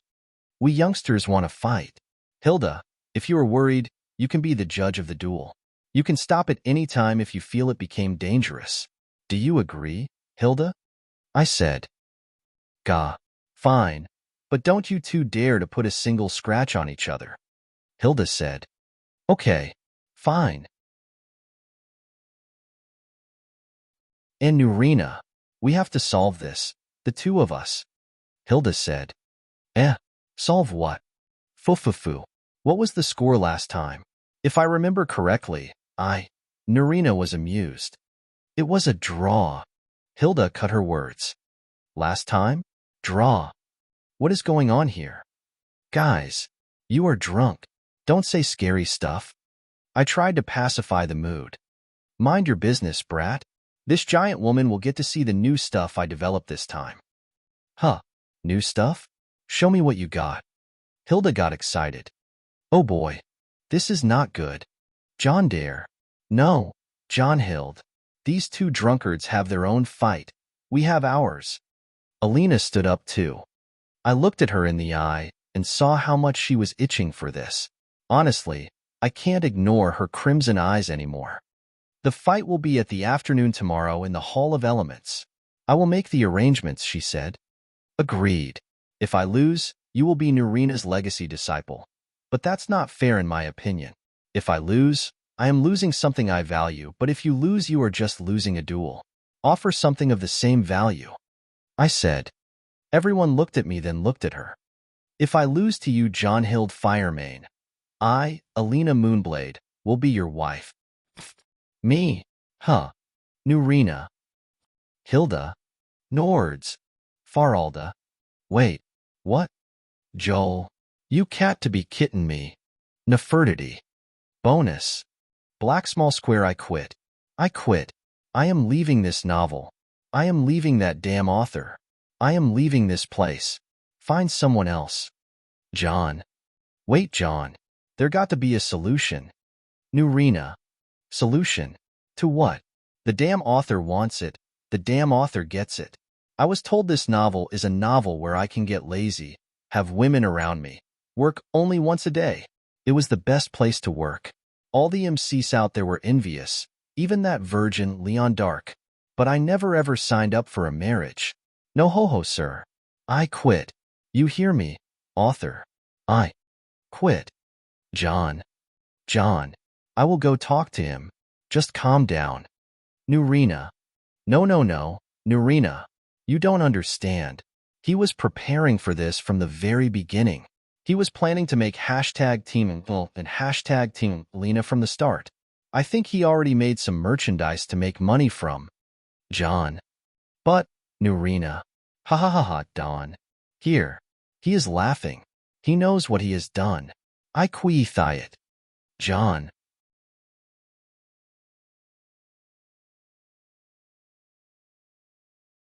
Chapter 115. Jon versus Alina. This is Jon Dare. Why is this happening to me? I am standing there in front of that annoying girl, and everyone in the college is watching. Was this duel so anticipated? Damn it. Why I have to accept such an unreasonable condition? I need to do this fast. If I can't do this fast, then I can say goodbye to my happy and quiet life. Marriage? More like the worst-case scenario for life. No wandering around. No going outs, no sleeping outside, and most importantly, no lollygagging. Fine. Moonblade girl, I won't be going easy on you. I never asked for you to do so. Tisich, are we fighting already, Judge? Damn it. You two. I forbid you from harming each other. Ready. Fight. This has already reached this far. Better finish it quickly. After all, this is the only way to survive the marriage trap they set me up in last night. Remembering last night gives me a headache. Last night, if I lose to you, Jonhild Firemane, I, Alina Moonblade, will be your wife. Me? Huh. Nurina. Hilda. Wait. What? Joel. You cat to be kittin' me. Nefertiti. That girl said some crazy weird shit. The fuck is that? You think you can get away with such a prank? I completely lost my cool. Prank? I made that condition a long time ago to avoid getting married without my consent. Annie knows about it too. I will get married to a person with a good background and can surpass me in talent. She casually said. Everyone looked at Hilda. I knew, but I didn't think she was that serious. Hilda's face turned pale. She then looked at Alina. Are you serious? Dead serious. Alina said as it was natural.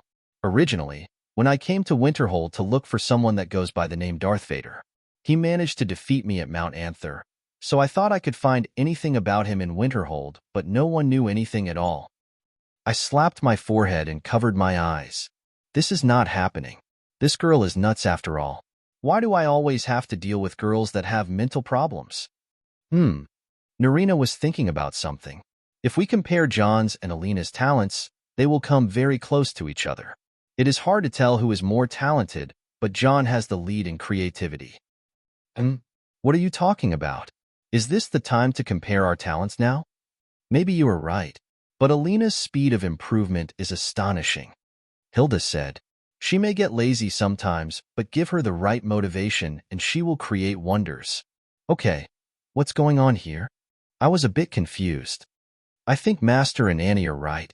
Even without comparing talents, the identity of Jonhild Firemane is already high enough to outshine mine.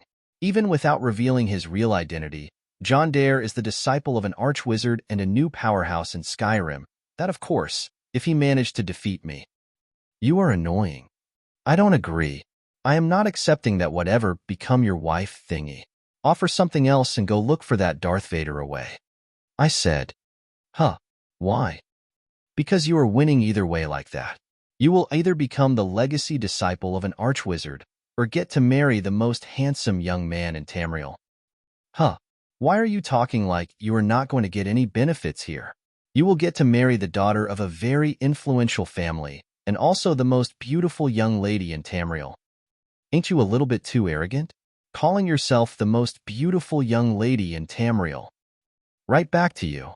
Grrrr. We were growling and staring daggers at each other. I think I have a solution. The one who was silent all the time finally has spoken. Joel? Joel came and stood beside me at the table. Excuse my rudeness, Lady Nurina and Lady Hilda. I want to say that I have seen Alina's magic, and I must say it is very hard to deal with, but I am more familiar than anyone else with Jon's current strength. My suggestion is, if Alina can withstand Jon for 5 minutes, then she can get to apply her condition. Other than that, her loss. Genius. Agreed. I instantly agreed with Joel. 5 minutes are more than enough. Agra. Alina was about to agree, but disagreed. That was Nurina. Why? Joliner. Oh, little naive Joliner. Don't even think I don't know what you are planning, Nurina said with a grin. Everyone looked at Nurina questioning what she has realized. In a prolonged fight against Jon, very few people will be able to take advantage against him. Even some masters don't have a chance against him that way. Alina will run out of magicka midway. Everyone in the college is well aware of Jon's ridiculous amount of magicka. She is right. So what do you suggest? I asked. We will go with Joliner's suggestion, with a small tweak. Okay, let's make it 1 minute. Come on. My crisis sensor reacted immediately. But, Nurina continued, it will be an all-out fight. You two can use anything from weapons to even the magical methods other than casting. Everyone went silent for a second.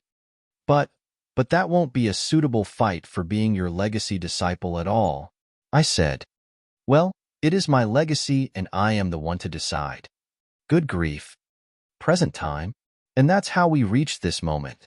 In order to avoid some weird marriage arrangement and keep my position as Nurina's legacy disciple, I have to defeat Alina in a minute or less. We were standing in the northern side of the Hall of the Elements. This place was the usual place for duels as it is wide enough to hold a basketball match in. Between me and Alina, Hilda was standing. She wasn't in her usual armor, but in a dark fur clothing. She was saying a lot of match instructions mixed with some motherly ones. I and Alina kept nodding every time she speaks. Honestly, I felt happy to see Hilda acting like that. Nurina, on the other hand, was making a fox smile for some reason. I don't know what is she planning, but it doesn't feel good about it. Other than Nurina, most of the people I know and a lot of other students were here. I could see that shinobi-like guy, the one who acts as Alina's attendant, Skywalker. There were the guys from the Creation Club, as well as Rusning and his group of Feralda's disciples. The heads of the departments were all here except for that grumpy librarian. The most surprising enough was Savos Aran, the see-no-evil archmage. He was sitting there, and beside him was a strange-looking man dressed in a white robe and funny-looking hat as was acting so high and mighty. Not that any of it matters anyway. I was facing Alina, who was in her red dress and face veil. She also was holding a black staff that can use wind magic. I myself was wearing this savior's hide that got some new extra modification by Wulfur, such as a fur hood and extra pieces of chainmail. My Skyforged saber was on my side, and fire magic and conjuration staves were on my back. This duel is between Jon and Alina Moonblade for the title of the legacy disciple of Archwizard Nurina Aran. In the case of Alina's victory, she will take the title. In the case of Jon's victory, he gets to keep the title and gains the benefits of a commitment Alina swore on herself. In case of Jon's victory under the time limit of 1 minute, he gets to keep the title and can free Alina from her commitment if he wishes. The rules are clear. No lethal magic to be used, no harming one another. I swear on the bone of Shore, if one of you brats cough. Nurina made a fake cough. Oh, I got carried away. Anyway, you know what I want to say. Now, I don't know how things get done here, but by traditions, the challenger presents themselves first. Alina. Alina nodded and was about to speak, but, may I present the young lady of our house? The man who was sitting beside Archmage Savos Aran stood up from his place and walked beside Alina. Steward Ornulf, I don't really think this matter needs. Ahaha, the young Katie is right. This small fight is nothing to you anyway. But the formalities must be kept, so please allow me. The man turned around, faced me with a smug grin, then turned to the crowd. Venerable mages and students of the college, I present to you challenger for the title. She is Alina Crimson Moon of Clan Moonblade, favored child of Kine, seer of fates, breaker of lies, lady of the storms, and the undisputed victor of this duel. He then paused and looked at me. The young lady kindly accepts your surrender. Everyone was speechless. This man, he is so thick-skinned. Despite the impressive long introduction of Alina, I don't understand why he had to ruin it like that. I was provoked to the limit. The crowd was also provoked, but no one dared to utter a word against the man who was just sitting beside the Archmage. The people who were irradiated the most were Nurina and Hilda. The man took a deep breath and spoke once again. To tell the truth, I wasn't really thinking it would be such big deal when I took the liberty to arrange this duel between the young lady and a nobody, but to see that even the Archmage is attending the duel made me feel guilty for wasting his precious time.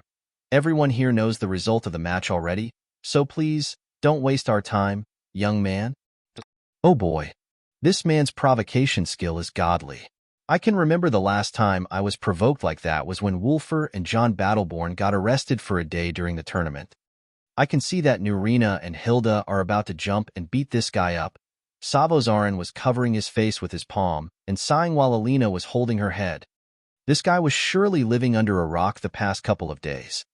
Well, I'll just ignore him. I'll ignore him and just don't think about it. I am not angry at all. Anger is a sin. Fufufu. A laugh leaked out and I was about to speak, but, Jon, I'll introduce you. A voice came from behind me. I turned around and saw Jelena coming. She stood right in front of me facing that clown. I couldn't see her facial expressions, but I am sure she was grinning. She then faced the crowd and pointed at me. A beautiful wide smile appeared on her face. Her lips parted from each other, and her clear voice sounded. This is Jon. The place became silent. Boss. Club president. Jon. Jon. Jon. Jon. Jon. Jon. Jelena turned to me with a smile. Ha ha ha. How in oblivion can I be angry after seeing that smile?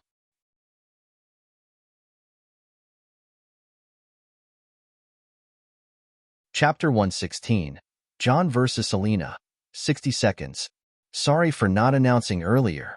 A special big thanks to @Anton Bigden @Deed Survivor @Tetley, You guys are awesome and part the reason why this thing is still going. Welcome to the cult. Hilda's POV. Two of my most important people in the world are standing face to face against each other.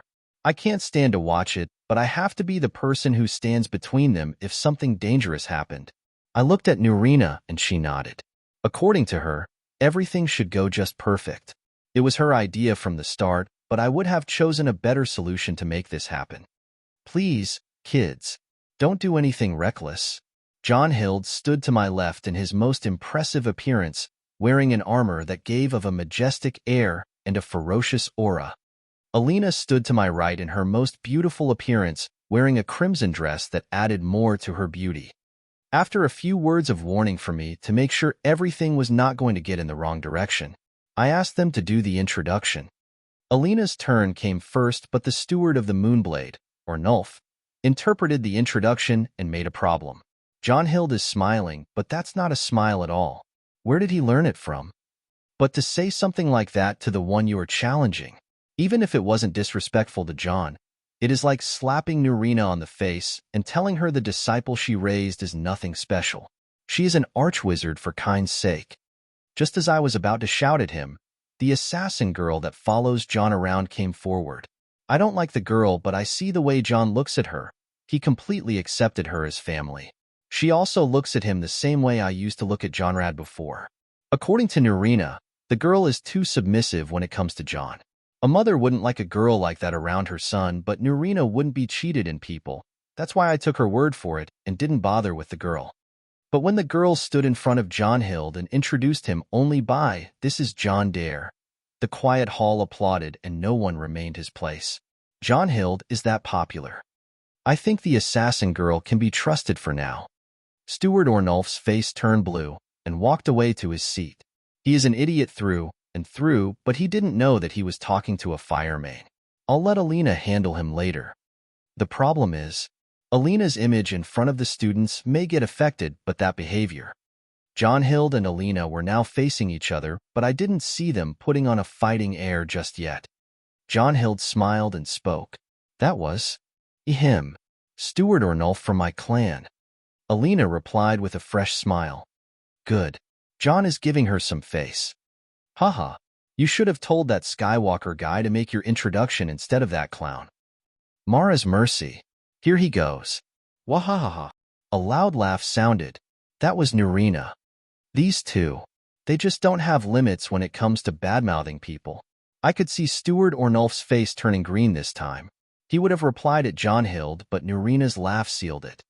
Archmage Savos tried to calm him down and glared at Nurina, but she ignored him and kept stroking Jonhild's cat.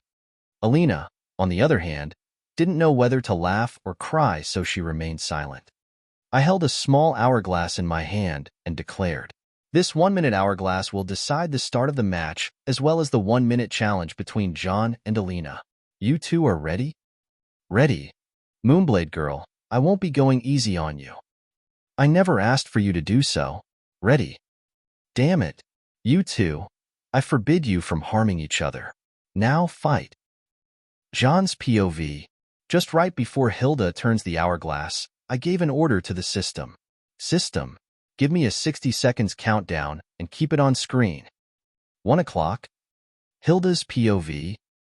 Now fight. 0:59. Jonhild and Alina took their staves with their right and evoked a spell on the left. Not a second passed, and there was a rune circle on the ground in front of each of them. 0:58. Both of them stuck the end of their staves in the middle of the rune circle and took a shiny thing from their bags, then threw them on the rune circles. These appeared to be soul gems. 0:57. Look at that. Grand soul gems.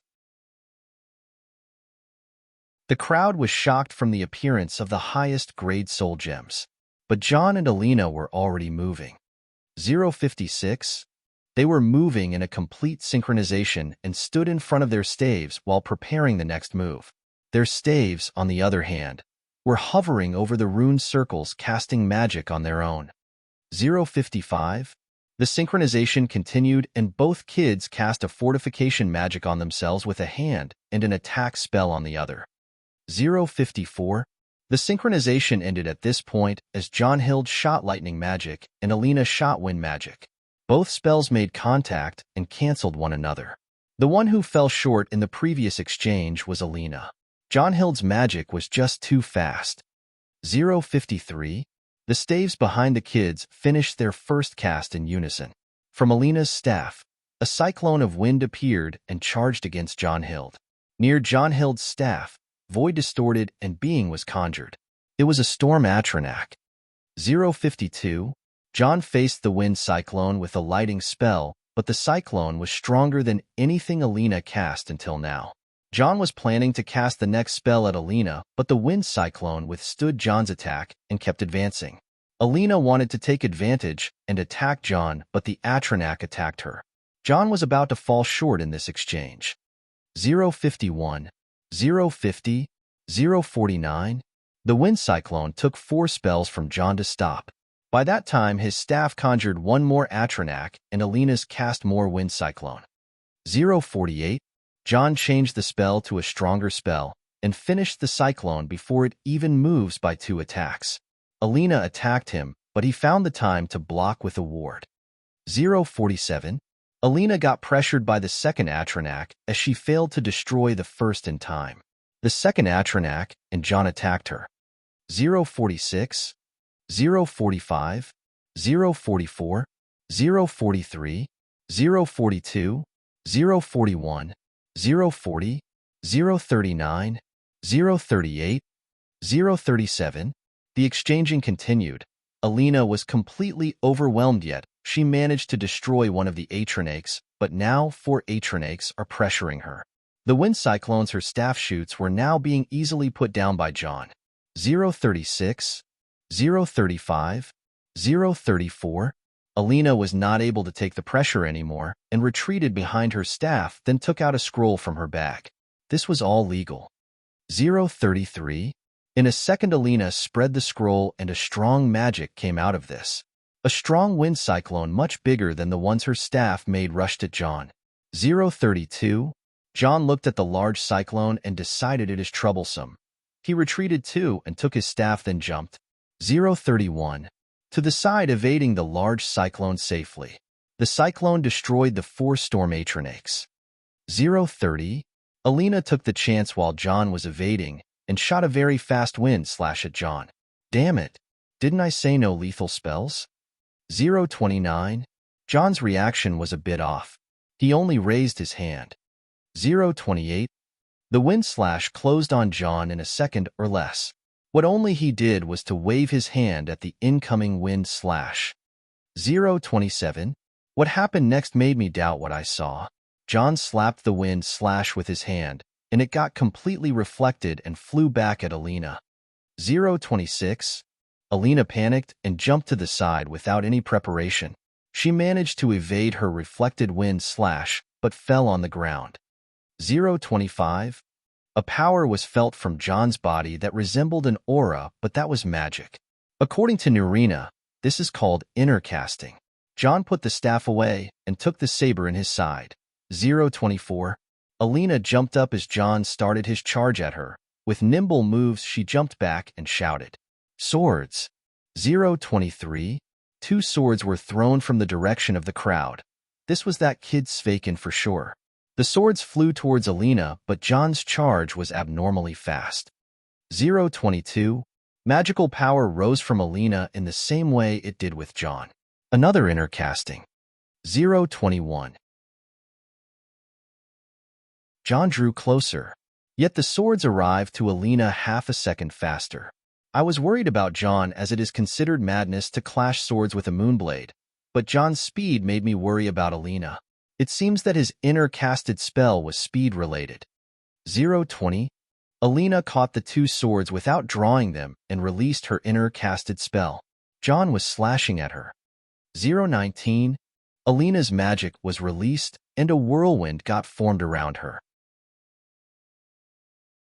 Alina jumped in the middle of the whirlwind, and her swords were unsheathed to reveal 2 beautiful moon sabers, the signature weapon of the Moonblade clan. With every single rotation, she would slash at the retreating Jon twice with the swords.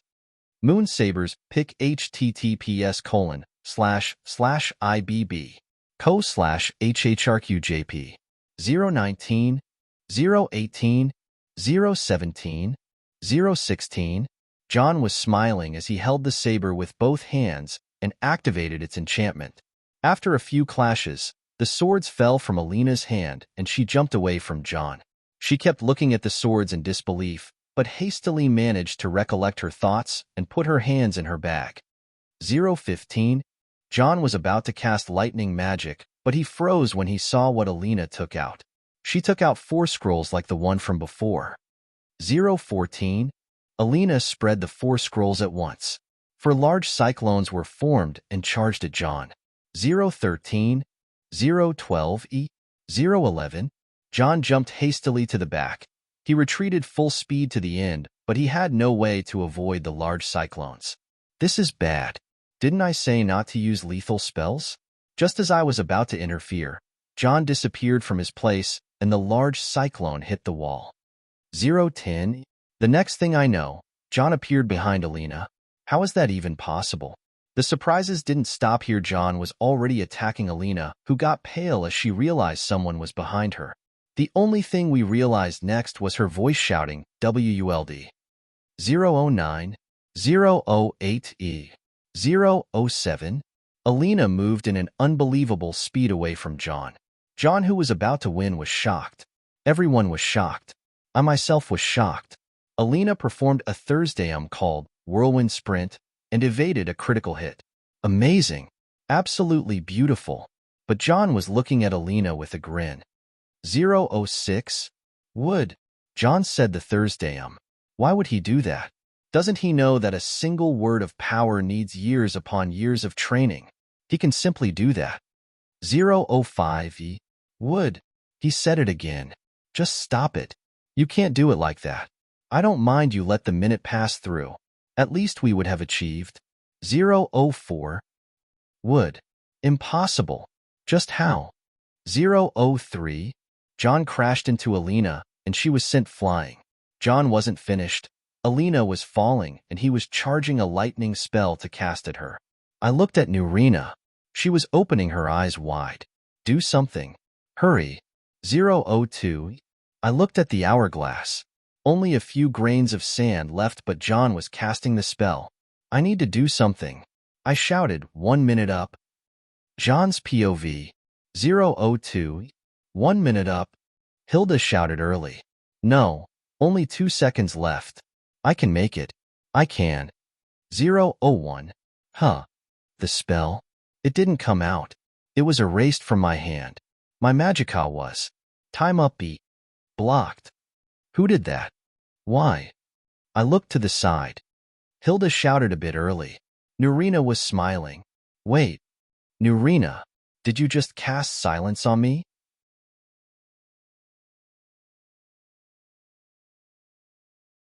Chapter 117. Jon vs. Alina. That was close. Weekly Extra Chapter 1/2. Who did that? Why? I looked to the side. Hilda shouted too early. Nurina was smiling. Wait. Nurina, did you just cast silence on me? Hilda and Nurina. Both of you were trying to make me win after 1 minute. So that I get to marry her? I kept looking at them both. Hilda felt awkward and looked away, and Nurina covered most of her face with her hands. This was not cool. Not cool at all. The victory was just like this close. I could almost taste it. Damn it. Those two planned it all along. So you think I can just be forced on some marriage because some girl said so? Oh, you are mistaken. You are too mistaken. To play this cheap game with me? Did you really think it will work? I kept staring at them, and everyone in the hall followed my line of sight. Nurina is normally thick-skinned, so she withstood it, but Hilda was already on the verge of crying. Everyone knew that something has happened by now. Even Nurina started to get frustrated. I looked around and saw Alina. Sigh. She put on such a good fight, but those two just had to ruin it, didn't they? For some reason, she didn't stand up yet. I walked to her and crouched down. Ha ha ha ha. I laughed. I couldn't help but laugh. This is so hilarious. Truly hilarious. Karma. When you are on my side, You are amazing. Fine. Thank you for the good fight. I stood up and spoke. When I charged at her just a while ago, we crashed a bit too hard, which caused her to pass out. Alina Moonblade lost due losing consciousness before the end of the first minute. My win. Applause. Hee. That sure felt good. The crowd cheered. Hilda closed her eyes and Nurina hanged down her head. Well, that was fun. Nurina, Hilda, Alina, Jelinar, and I were all invited by Savos Aran, the Archmage quarters. Cousin, you really did it that time, didn't you? Savos was looking at Nurina with cold eyes. I don't think you have any rig, Nurina was lashing back. Please continue, Archmage. I interrupted. Hoo-hoo, what a polite student. Nurina, even for a master you should stay partial in these kinds of duels between your personal disciples. I think it shouldn't be me who say that to you. Savos, this is my bizen. Nurina was lashing back again. Please continue, Archmage. I interrupted. Hoo-hoo, what a polite student. I won't be saying much after this, but Nurina, please be careful. Only a few people noticed what you have done, so I can contain the rumors this time. Savos Aran spoke in his quiet tone. I don't care who noti. Nurina was lashing. Please continue, Archmage. I interrupted. Hoo-hoo, what a polite student. Anyway, we were lucky to avoid a problem this time. I can explain it that you noticed that student Alina passed out and prevented student Jon from causing harm to the defenseless student Alina. I don't care what Nurina yelled. Archmage Savos is very wise. I interrupted. Hoo-hoo, what a polite student. Anyway, that's all I have. Hey, brat, are you enjoying seeing me being scolded? Nurina lashed at me this time. Heh, music to ears. Please, just stop arguing already. Hilda was whining beside Nurina. Huh, you're still here, Hilda? Please, set aside and wait for your share. You two are getting a piece of my mind today, I said in a mocking tone. Hilda was pale and looked so pitiful. I could see an aura of gloom around her. Hey, Jon, what are you saying to Hilda? Hilda, cheer up. He is just taking advantage of your feeling of guilt. Nurina kept shaking Hilda, whose ghost already can be seen. I'm sorry, Jon. Mother only tried to do what she thought was best. Hilda was completely down now. Mother? Huh? This can be called your second day, and you are doing a fantastic job already. The first day, you conspired against your son, and the second day, you applied the conspiracy. That was some feat, you know. Oh no, Nurina, what have we done? That was your plan. And it was your idea. Just don't listen to him. He is tormenting you. Jon, stop it or else. Sigh. I was already done anyway. Unlike Nurina, Hilda crumbles easily. Senior Jon, for what Auntie Hilda and Master Nurina did this day, please accept my apology on behalf of them. The one who spoke this time was Alina. She stood up and spoke in a polite tone. I also want to thank you for having such a great match with me. It is an honor and a privilege.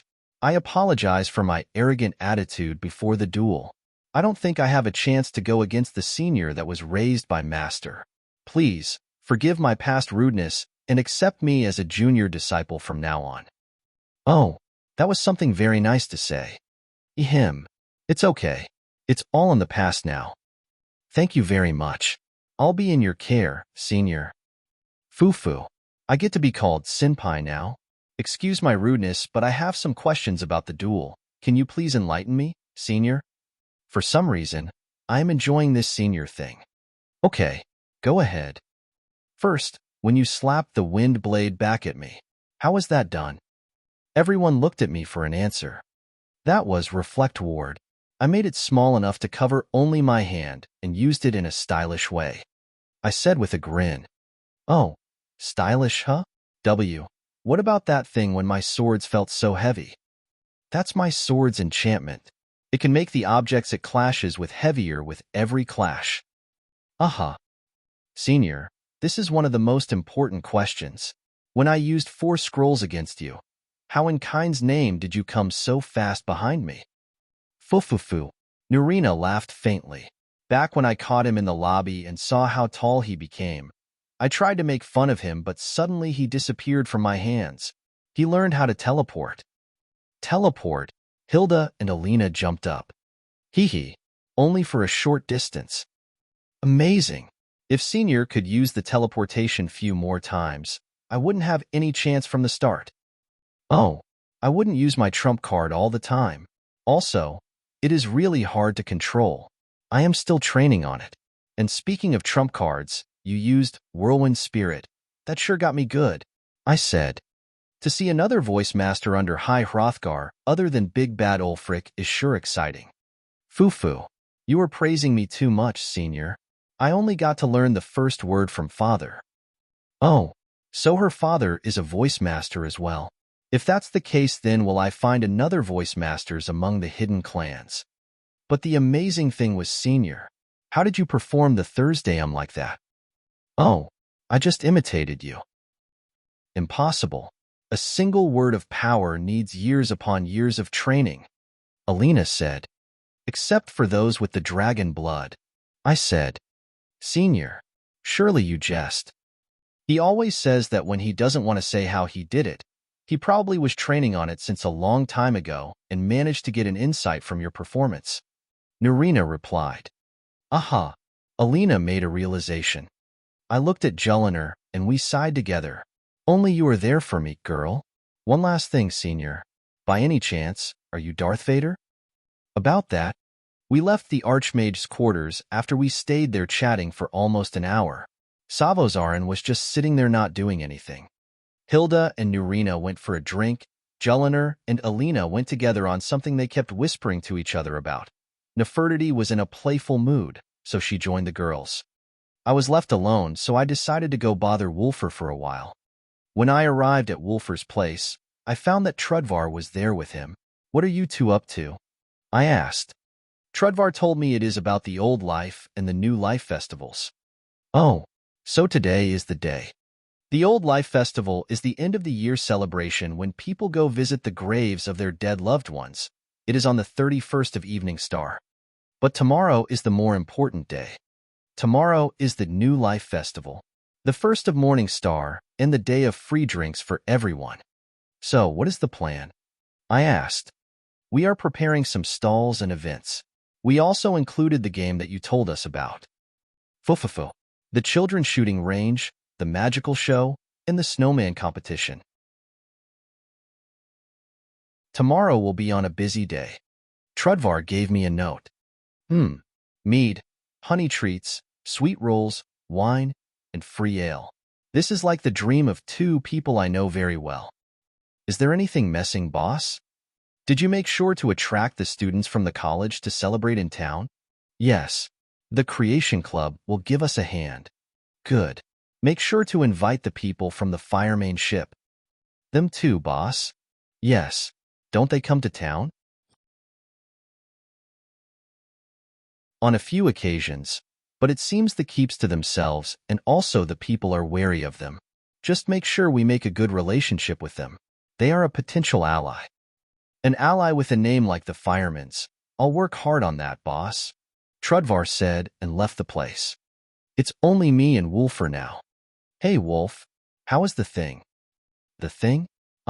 You devil. What kind of absurd thing is that? You like it?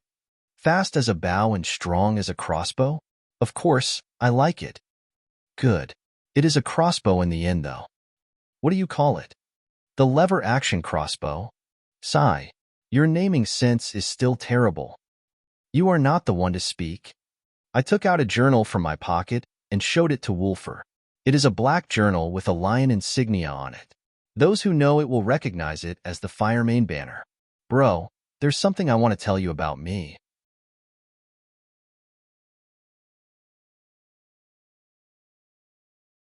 Chapter 118, Carrot and Cabbage. Hilda's POV. That boy. He is horrible. Carrot. Shut up. You are the one who raised him. Cabbage. If I knew this will happen to me one day, Carrot, it was our fault anyway. Let's receive the punishment silently. Cabbage. Punishment? I am an archwizard for Mara's sake. Why should I accept this treatment? Carrot. Well, you are the one who said it's okay as long as you get to play with children. Cabbage. Play with children means to sit down and gather them around me, then tell them children's stories, not getting beaten up by them in this. What did he call it? Carrot. Mascots. Cabbage. Yes, mascots. Why should we wear this silly stuff in front of people? Carrot. Well, no one can recognize us at least. Cabbage. Look, children are coming. Wave for them. Carrot. This? She was complaining about the things we are wearing just now. These things are some strange clothes Jon made us wear as a way of an apology for the scheme we made during the match. It seemed harmless at first, but he got us good. If I remember correctly, he said we just have to watch for the children playing around during the New Life Festival. Nurina fell to the trap without noticing what she got us into. I also didn't realize that Jon would be this vengeful. He added that we will be wearing certain customs to get along with the kids. We never thought it would be that silly. I, Hilda of Clan Firemane, am a cabbage. And she, Archwizard Nurina Aran, is a carrot. I am not sure how to play with children like this, but Nurina, who was complaining all the time, is playing with kids just fine, and they are all gathered around her. I guess children don't like Cabbage after all. I kept looking around at the place. The town is lively and all the old broken buildings got removed. Many wooden houses are still under construction, and there is a stone building being built in the style of Solitude 2. This seems to be the Dare Dragon Company headquarters. It is a really interesting idea to build a company under the category of investment company. It can just invest in whatever it wants and manage it from the shadows. Jonhild used the principle to manage the whole hold from the shadows that way. To tell the truth, I am worried. Jonhild has offended the Bloodsail clan and caused them a lot of damage. I am not worried about Jonhild himself, since he could already become a bright star aura master at such age. His birth sign sure is useful when it comes to manifesting the aura.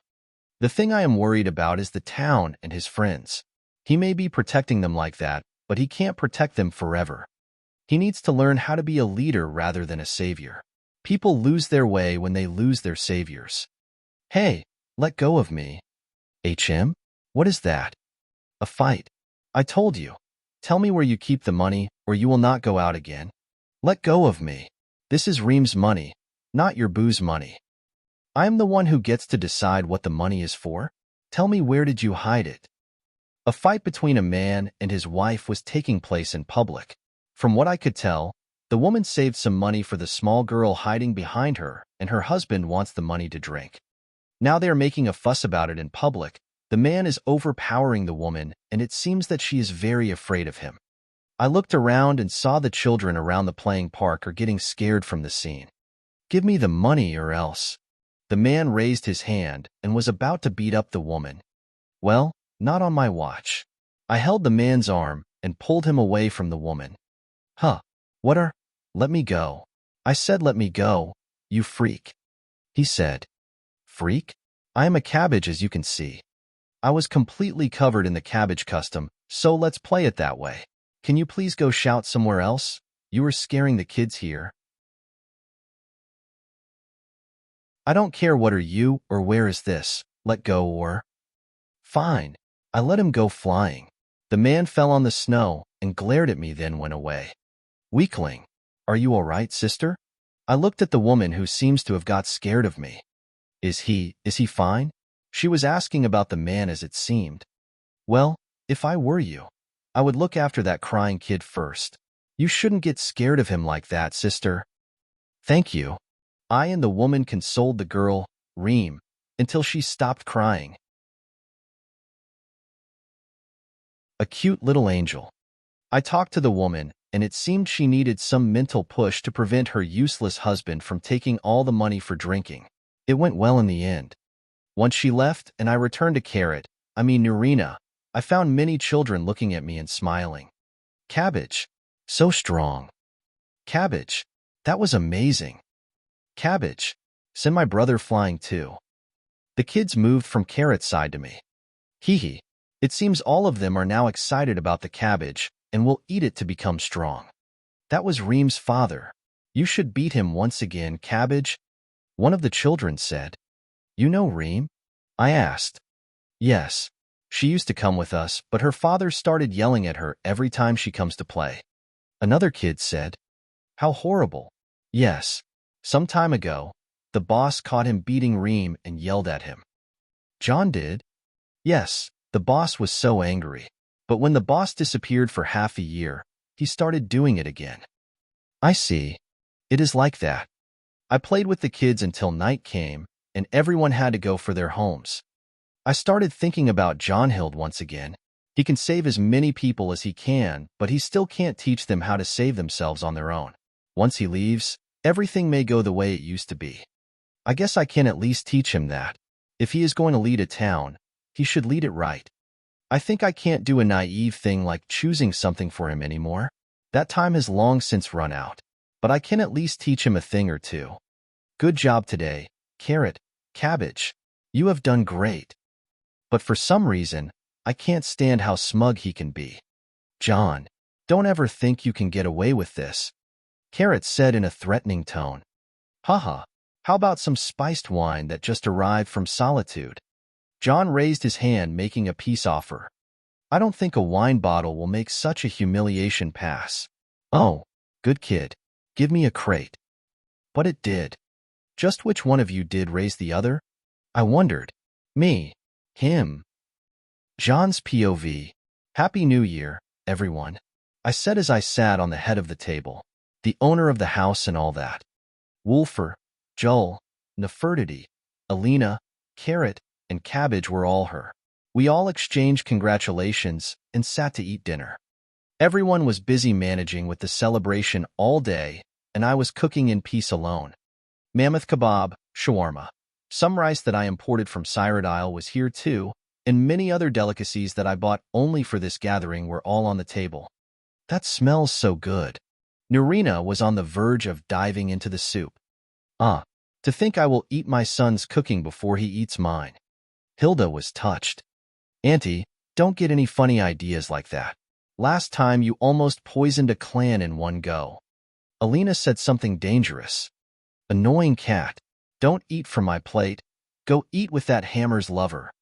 Joel was fighting over food with Nefertiti again. Human, she is bullying me out. Jon, it has been a year since I ate that shawarma. Good job, bro. Hee, that's one lively scene.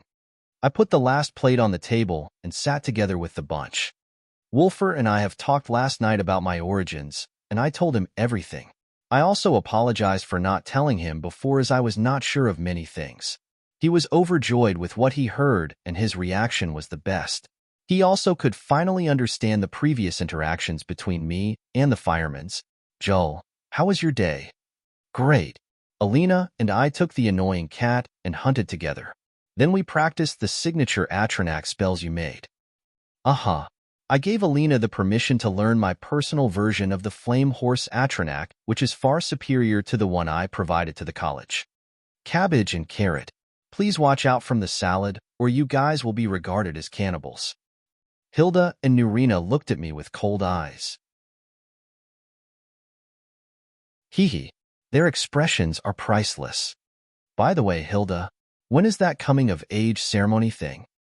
It is 1 week from now. We need to move tomorrow or the day after at the very least. Good. I have nothing to do from now on, so let's do it tomorrow. Can Jonhild participate with us? Me? Jonhild was taken aback. Yes, both Wulfr and Alina are participating. I said, Jon, are you sure about that? Hilda said, something wrong? Well, the clan may see her as the one who tried to kill you once, so? Everything tried to kill me at least once. She didn't stand a chance from the beginning. I said, I'll take your words for it then. Thank you. Jonhild is my shadow. No man lives without his shadow. I said, and Jonhild smiled. Hilda laughed and shook her head. So, what will I be expecting in that ceremony? Will I hunt an ice wrath? I asked. Hunting an ice wrath is a common tradition in the coming-of-age ceremonies around Skyrim. Well, you all have to hunt one each. The ship will take you as well as the rest of the clan's kids to hunt them in a usual spot. Oh, I think I have an idea where is that. Then, after that, For Wulfr and Jellinar, they will receive their war paints and will be considered done with it. For you and Alina, however, this is merely the beginning. Fufu, I am interested now. Hee. It is not easy. You two will need to awaken your bloodlines. Awaken? More than that? I asked, pointing out my height. Haha. No, you won't get taller. It will be a trail using some herbs and the extraction you take from the ice wrath. It will cause you to see hallucinations, but an adult will get to share these hallucinations with you, so you don't get lost in them. That will be me for sure. Oh my. I will smoke weed with my mother. What is the point of these hallucinations? Wulfr asked. They will make the Jon reach his mind realm and get to recognize his guardian beast. Okay, mind realm? Like the one from Sheogorath quest when the player enters the mind of a dead emperor? And a guardian, what now? Haha, I am sure Jon's guardian beast is a cat. Wulfr said. I also laughed. It is already decided, so no need to do it anyway. There are no cats among the guardian beasts. Hilda dropped a bomb. What? I was shocked. The beasts are fox, hawk, dragon, bear, snake, whale, moth, wolf, and owl. Wait a minute. Aren't those the ancient Nordic gods? Sure, Kine, Alduin, Sun, Orki, Stun, Dibella, Mara, and Junil. Oh, you know them? That's true. Wait a second here.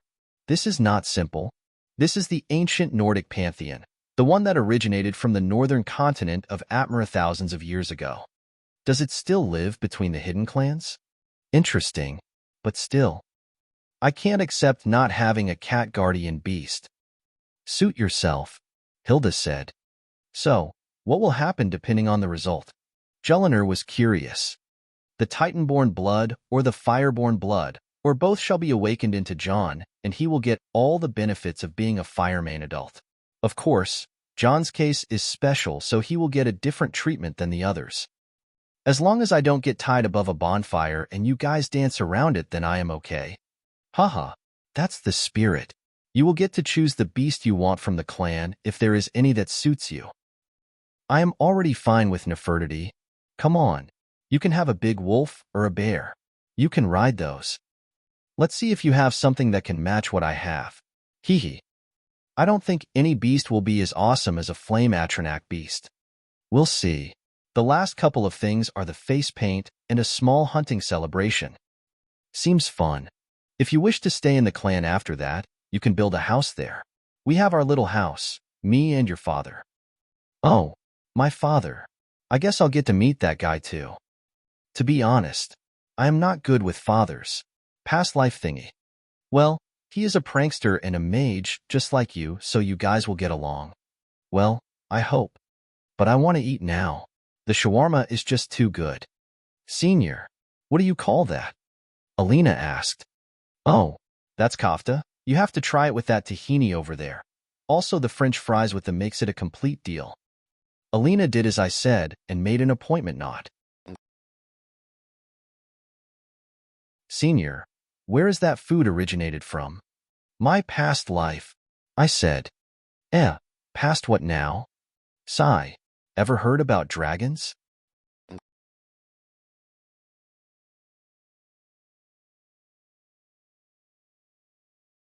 Chapter 119, The Guilty Crown. Big special thanks to at DDoS and at Darth Bane. You guys are awesome. Here, some cult robes and masks. The meal was over, and everyone was sleepy. Alina was overwhelmed by the dragon prophecy I told her, and had an interesting reaction. According to Hilda, Alina can tell lies from truth due to her unique mystic talent. Me and her playing truth or dare would be a disaster, so let's just not try to imagine it. Due to that, it seems that she knew I am not lying but had a hard time believing it. Anyway, everyone was too bloated to think about anything now. The heavenly mammoth kebab and the heaven-defying earth-shattering shawarma were just so good.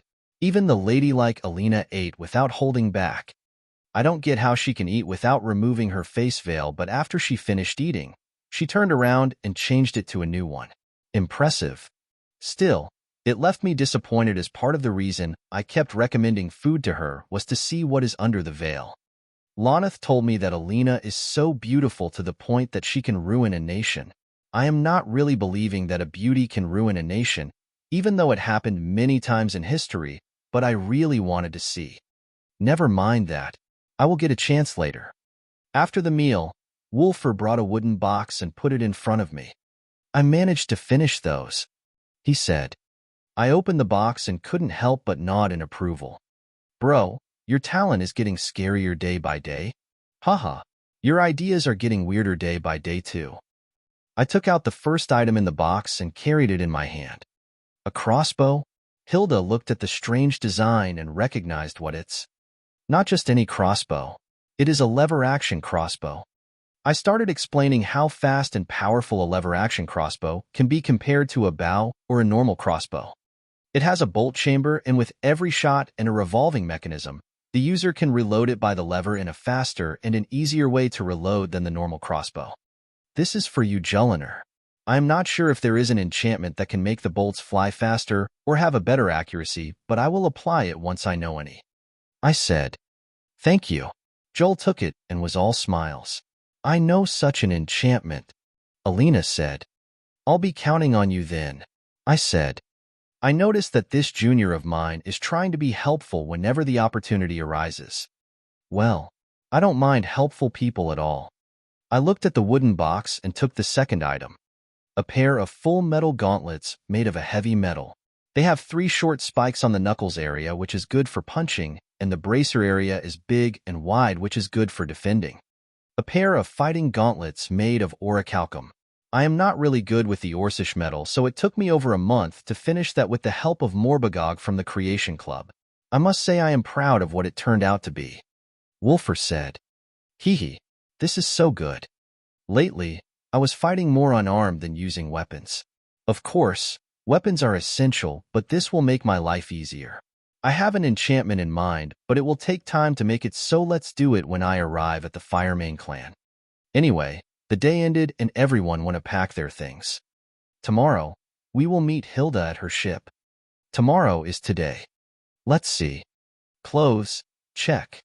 Gear, check. Potion bag, check. Jonhild, check. Reading material, check. Money, check. Nefertiti, check. Nefertiti's food, check. Experiments materials, check. Research paper, check.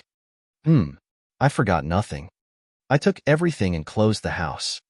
After I walked outside the main gate, I looked back inside. I built that house to pass time and laze around in. It has been built for half a year now, and I didn't get to stay in it more than 10 days altogether, I said in a remorseful tone. I really love staying at that place as much as how much Nefertiti loves staying in wooden boxes. Trudvar was waiting for me with some men to carry my stuff over to the Firemane ship. I left him with a series of orders for the town defense projects and how to deal with any situation when the time comes. I will be in contact with the augur to check on the place from time to time. Now, let's head to the ship. Wolfer seemed to have been waiting at the docks. Alina and Nurina came right after me. Hilda was crashing at Nurina's place, so she came with them. Good. Everyone is here, Hilda said, then looked at her ship and shouted the ramp. The large ship that was silent all the time became lively all of a sudden. Captain, you are back? Someone shouted. No, that's my ghost you are seeing. Oh, we'll go back to sleep then. The ramp, you dogs. Yes, right away. The ramp.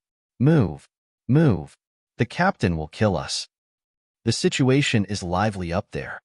The ramp came down and some men came down running. Captain, we're ready. We are very awake. No one was sleeping. Hilda was glaring at them, and they were all shivering. That's how scary Hilda is when she glares. The men took all the luggage and carried it to the ship. We followed silently. The Guilty Crown was indeed a big ship, something that needs a lot of men to sail.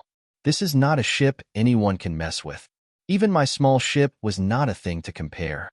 We were shown to the quarters, and the place was amazing. I was very interested in how these big ships sail. The relationship here is much more strict than a normal ship, and all the sailors were armed and looked like professional fighters. As the sun rose, the ship set sail to the open sea. I really was amazed by how organized Hilda's sailors are. They seemed to be your friendly sailors in the beginning, but they were all powerful and able. Even compared to the pirates from the Bloodsail clan that I met. The ones here reminded me of the group of warriors that accompanied Alina back on Mount Anther. I was observing all that while enjoying the sea breeze on the deck. Jonhild, come, there is someone I want you to meet. Hilda called for me. Who? Just come. It's an old friend of mine. I followed Hilda to the stairs under the deck and arrived at a certain quarter with a large door. Hilda pushed the door open and looked in. Ylva, you are awake? She entered and signaled for me to follow. Just as I went in, I lost half of my brain cells. Holy bananas. Hilda, what in the world? Haha, that's my girl, Ylva. Come, she won't bite. What I saw was a bit hard to describe. Let's just say this is a snow-white wolf that has grown a little bit too much. It has 2 long canines coming from its mouth, and its blue eyes were similar to Hilda's. It stood up and was a little bit taller than Hilda. She is a direwolf.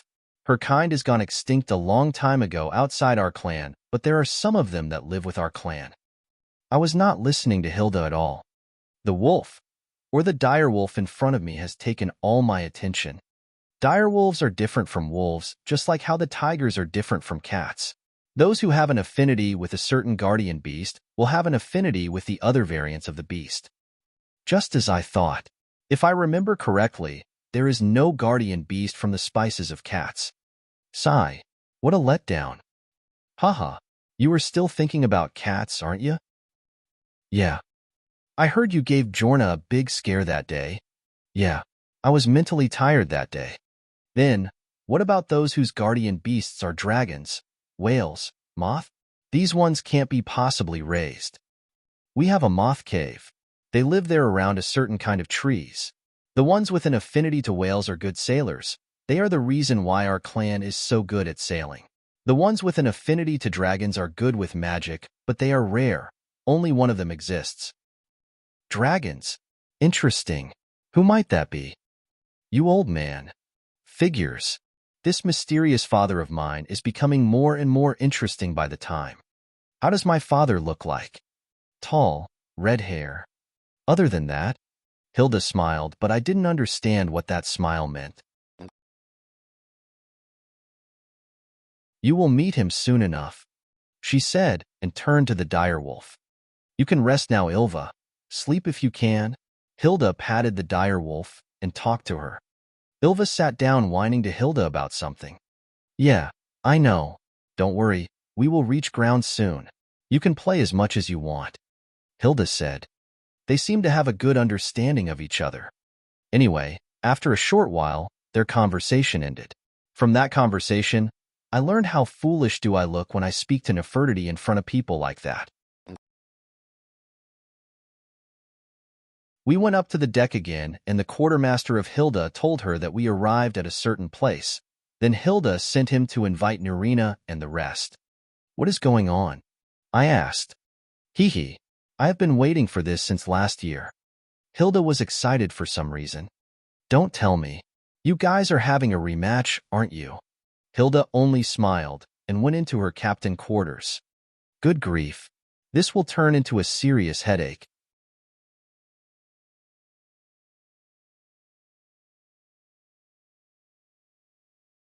Chapter 120. Hilda vs. Nurina. Big special thanks to at DDoS and at Darth Bane. You guys are awesome. Here, some cult robes and masks. We were there, on an island, in the middle of B*MF**K nowhere. After Hilda invited Nurina to the duel, the ship stopped by a wide flat island that didn't seem to have anything living on it. Hilda came out of her quarters with a sword, an axe, and a spear, wearing a full plate armor that looked super cool. Nurina came wearing a blue long skirt and a cuirass made of thin malachite metal. She was also wearing a crown that gave a strong magical feeling. She had 5 staves on her back. How many years have passed since I saw her in her battle gear? Hee. Old witch, This won't go like last time. I know, Red Hag. This time you will eat dirt. For some reason, their fighting spirits were the real deal. Even I was having cold sweat all over my body, let alone anyone else. Hilda's aura was overpowering and domineering, and Nurina's magic was cold, murderous, and heavy. After we went on the island, Ylva followed us as it seems that she hates ships. We gathered in a good spot and sat down as Hilda and Nurina were trash-talking each other. I sat there. Beside me was Wolfer, who was sharing a drink with me. Alina and Joel sat a bit to the back, while Ylva was just watching while lying down. For some reason, Joel and Nefertiti were having a hard time focusing. Jon, she's called Ylva. And she is a direwolf. Like the ones from the children tales? Probably. Human, big doggo. Come here. Don't get scared. Naya, big doggo looking this way. Just keep calm and don't look at her. It seems that Ylva left a strong impression on them. Alina, you have seen Hilda fight before, right? How dangerous can she get? I asked. Last time was 3 years ago. She was fighting a necromancer from Blackbone clan, and she was still trying out the restoration magic. Things were pretty scary that day. Blackbone clan? Interesting. If I remember, Hilda can only use restoration magic that my mysterious old man taught her. Senior, what about Master? Sigh. 7 years ago, I and the cranky old man who used to teach me hunting were being chased by witches when we trespassed their territory. Let's just say when Nurina showed up, she played them as if they were children. That was a long time ago, and Nurina's power has increased by leaps and bounds since that day. After a round of trash talking, they suddenly quieted down and looked at each other. Hilda's hair was completely covered under her helmet but appeared from its back. She held her big axe and looked at Nurina. Nurina was just chilling while giving Hilda a cold gaze. Nurina was entirely focused like that. The air, the sea, the time, the space, all of it froze for a single second, and the surrounding became cold as if all the energy in the world were sucked. Even the sun got blocked by some gloomy clouds. As lightning fell from the sky, Hilda and Nurina disappeared. As thunder cracked, metal collided high above 10 meters in the air. Nurina is a battle mage, so she can fight with staves and melee perfectly fine. She could even withstand a swing from Hilda. After the clash, Nurina remained in air while Hilda descended to the ground. Nurina is using levitation. After the exchange, Nurina threw her staves up, and they remained floating midair, then took out the other staves and did the same. Now she had 5 staves flying in an orbit around her. One staff started shooting lightning by its own at Hilda, who retreated a few steps to evade. The other staves started doing some conjuring. From one spell, Nurina can conjure 2 storm atronachs by that speed. The number was already too ridiculous to count. Hilda, who was not using her aura yet, swung her axe and threw it at the atronachs. The axe kept flying and hitting several atronachs before its power started to fade and fall down.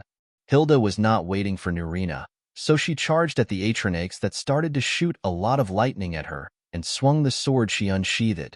In her other hand, she was using a ward spell to block the magic shot at her by the atronachs.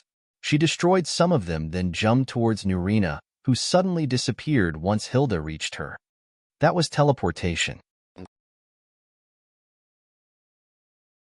Hilda seemed to have anticipated where Nurina would appear and threw the sword towards a certain direction.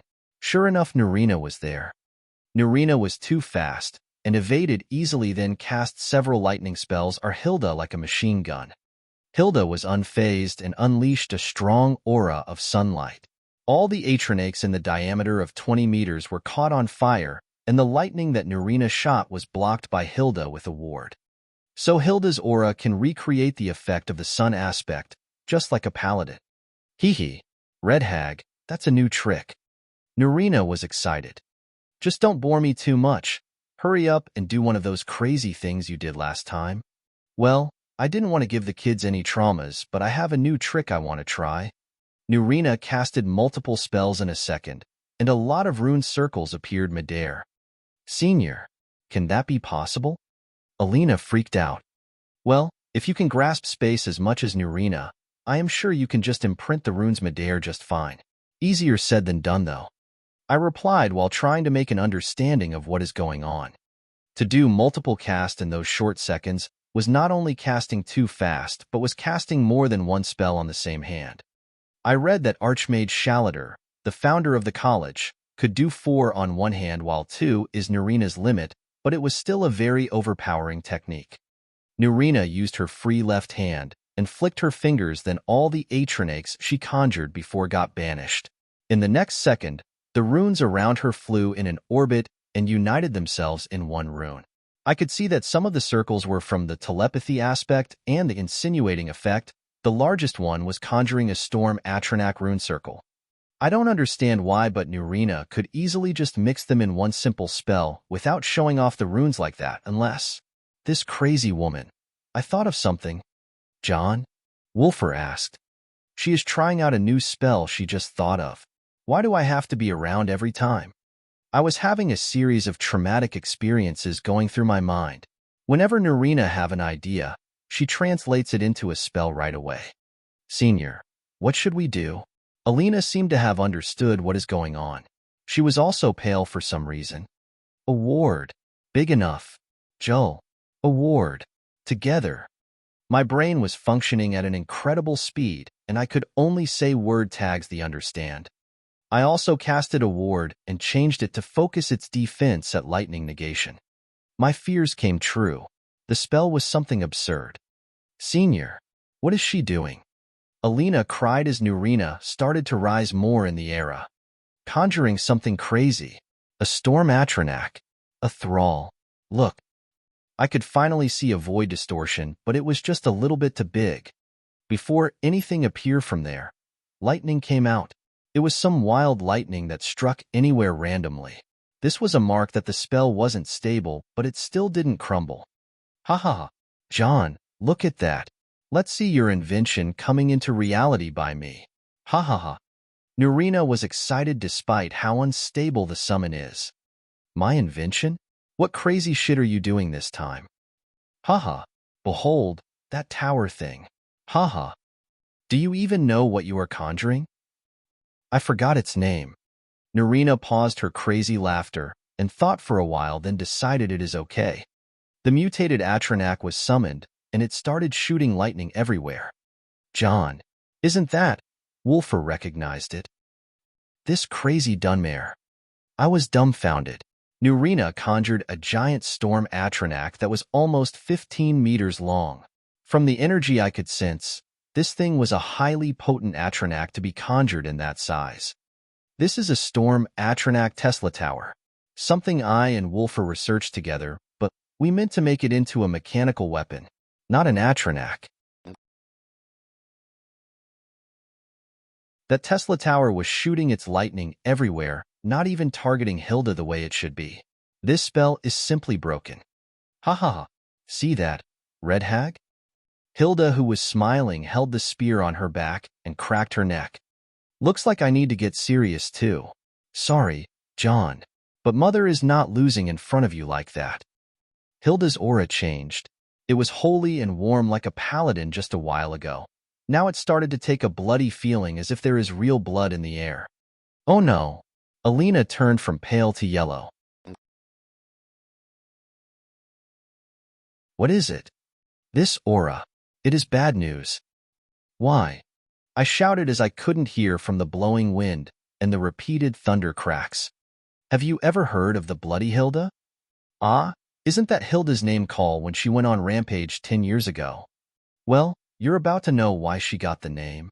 I looked back at Hilda, who had gone into a berserking state and started running towards the storm atronach Tesla tower in high speed. Once she was halfway through, she made a scary shout. Sugrh done. Hilda performed a Thursdayum, and her speed became so fast that it was akin to a speeding car.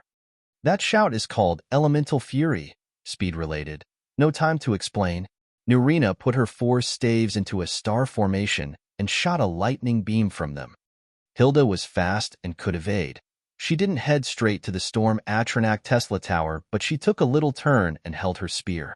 In just 1 second, she threw the spear at the storm atronach Tesla tower.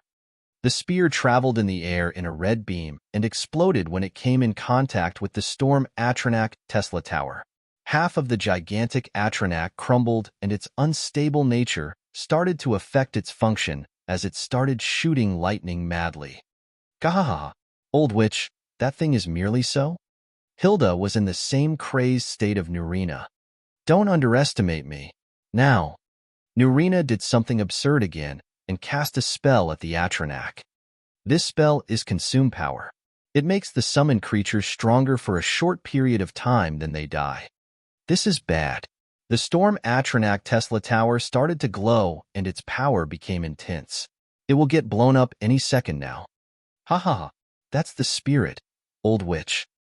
Bring it on, Red Hag. These two had completely gone berserk. Hilda ran towards Nurina while performing another shout. Lam Ri in Kron. And this is the moment when all things went wrong. Jon, that Thursdayum is? It is not a Thursdayum from the game, but I understood each word. Lam means water. Rin means wave. Kron means gulp that. I pointed at the Sion behind Hilda. Kron means tide.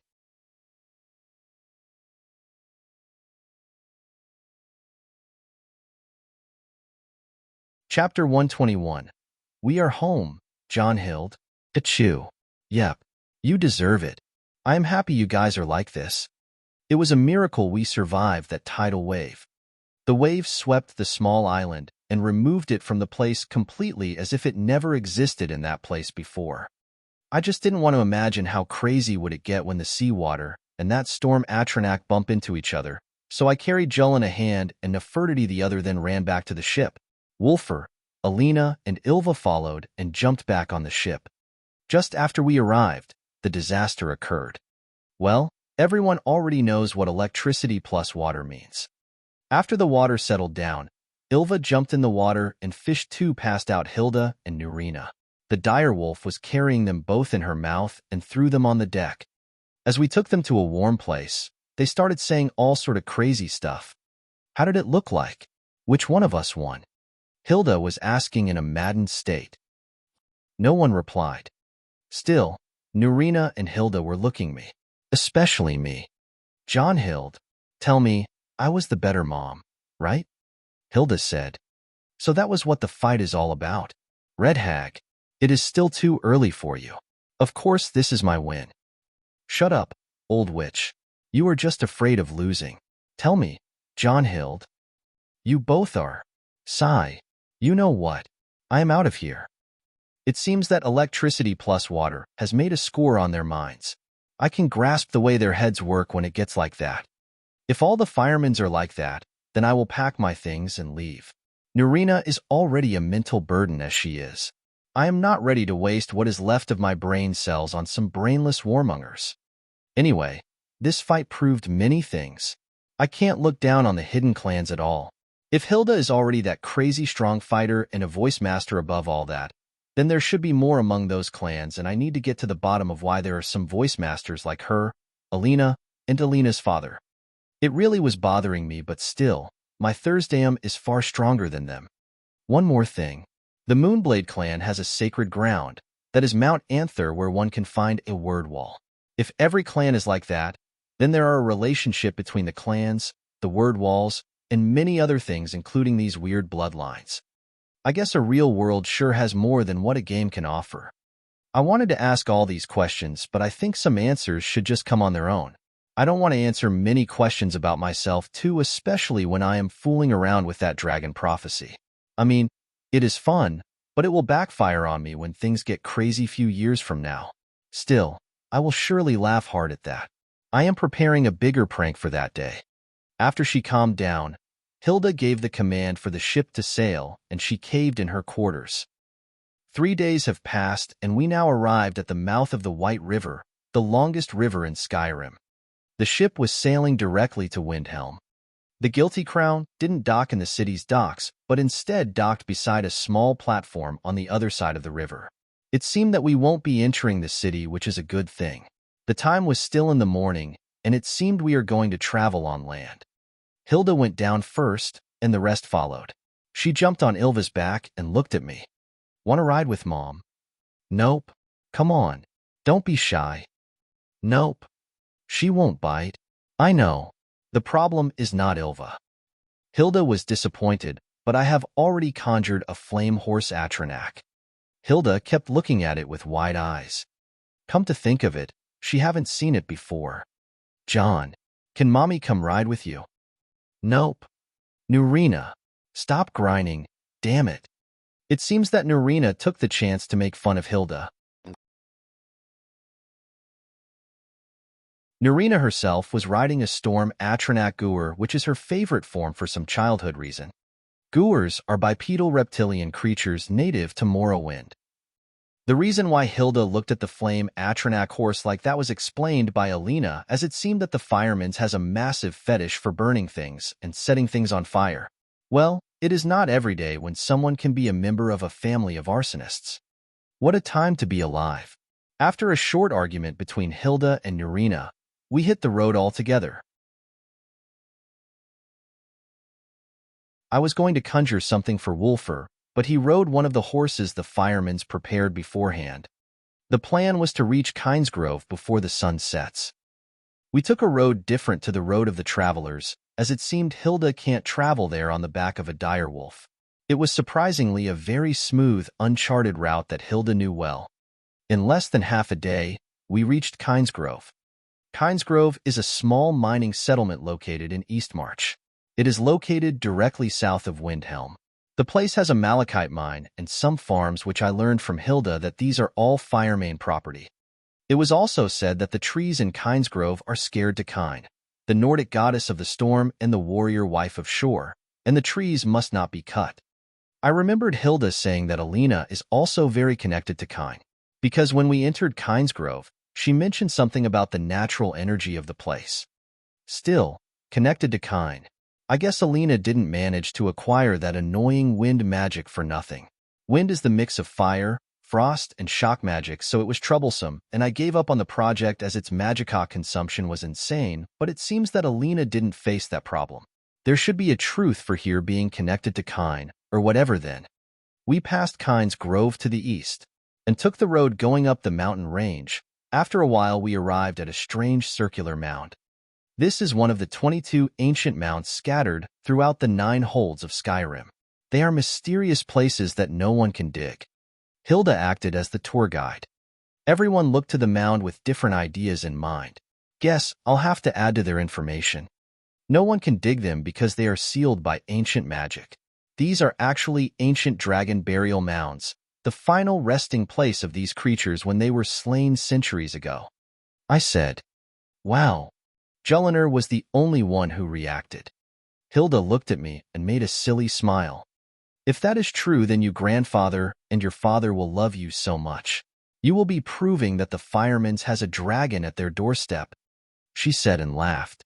Well, I am glad that they are open-minded about dragons. I am planning to make friends with one of them when the time comes. But I think you just said doorstep, I remarked. Oh, we are close. Let's hurry before dinner, Hilda said, and Ilva ran fast.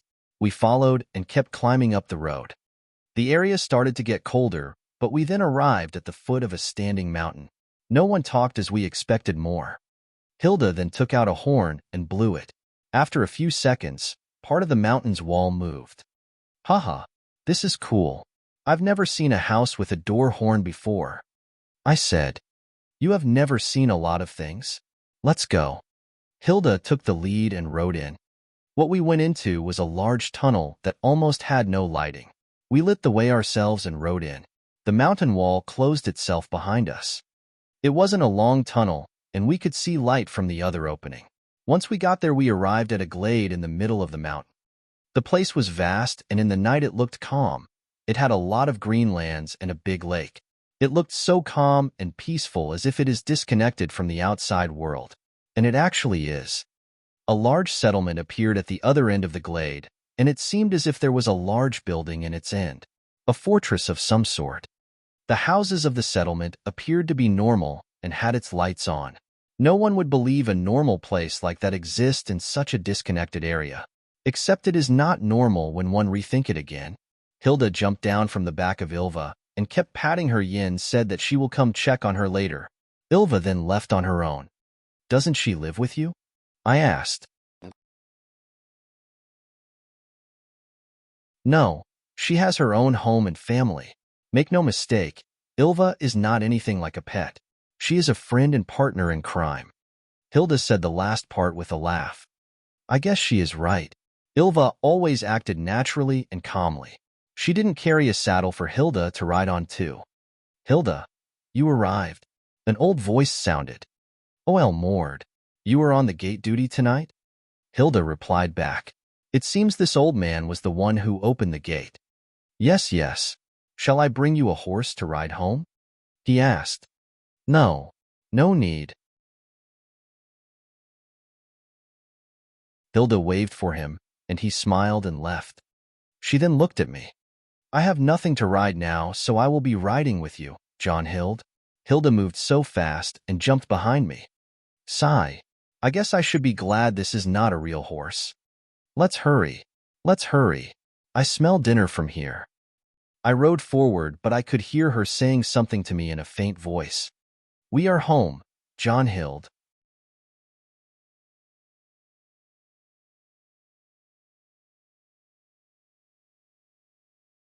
Chapter 122, Firemane 1.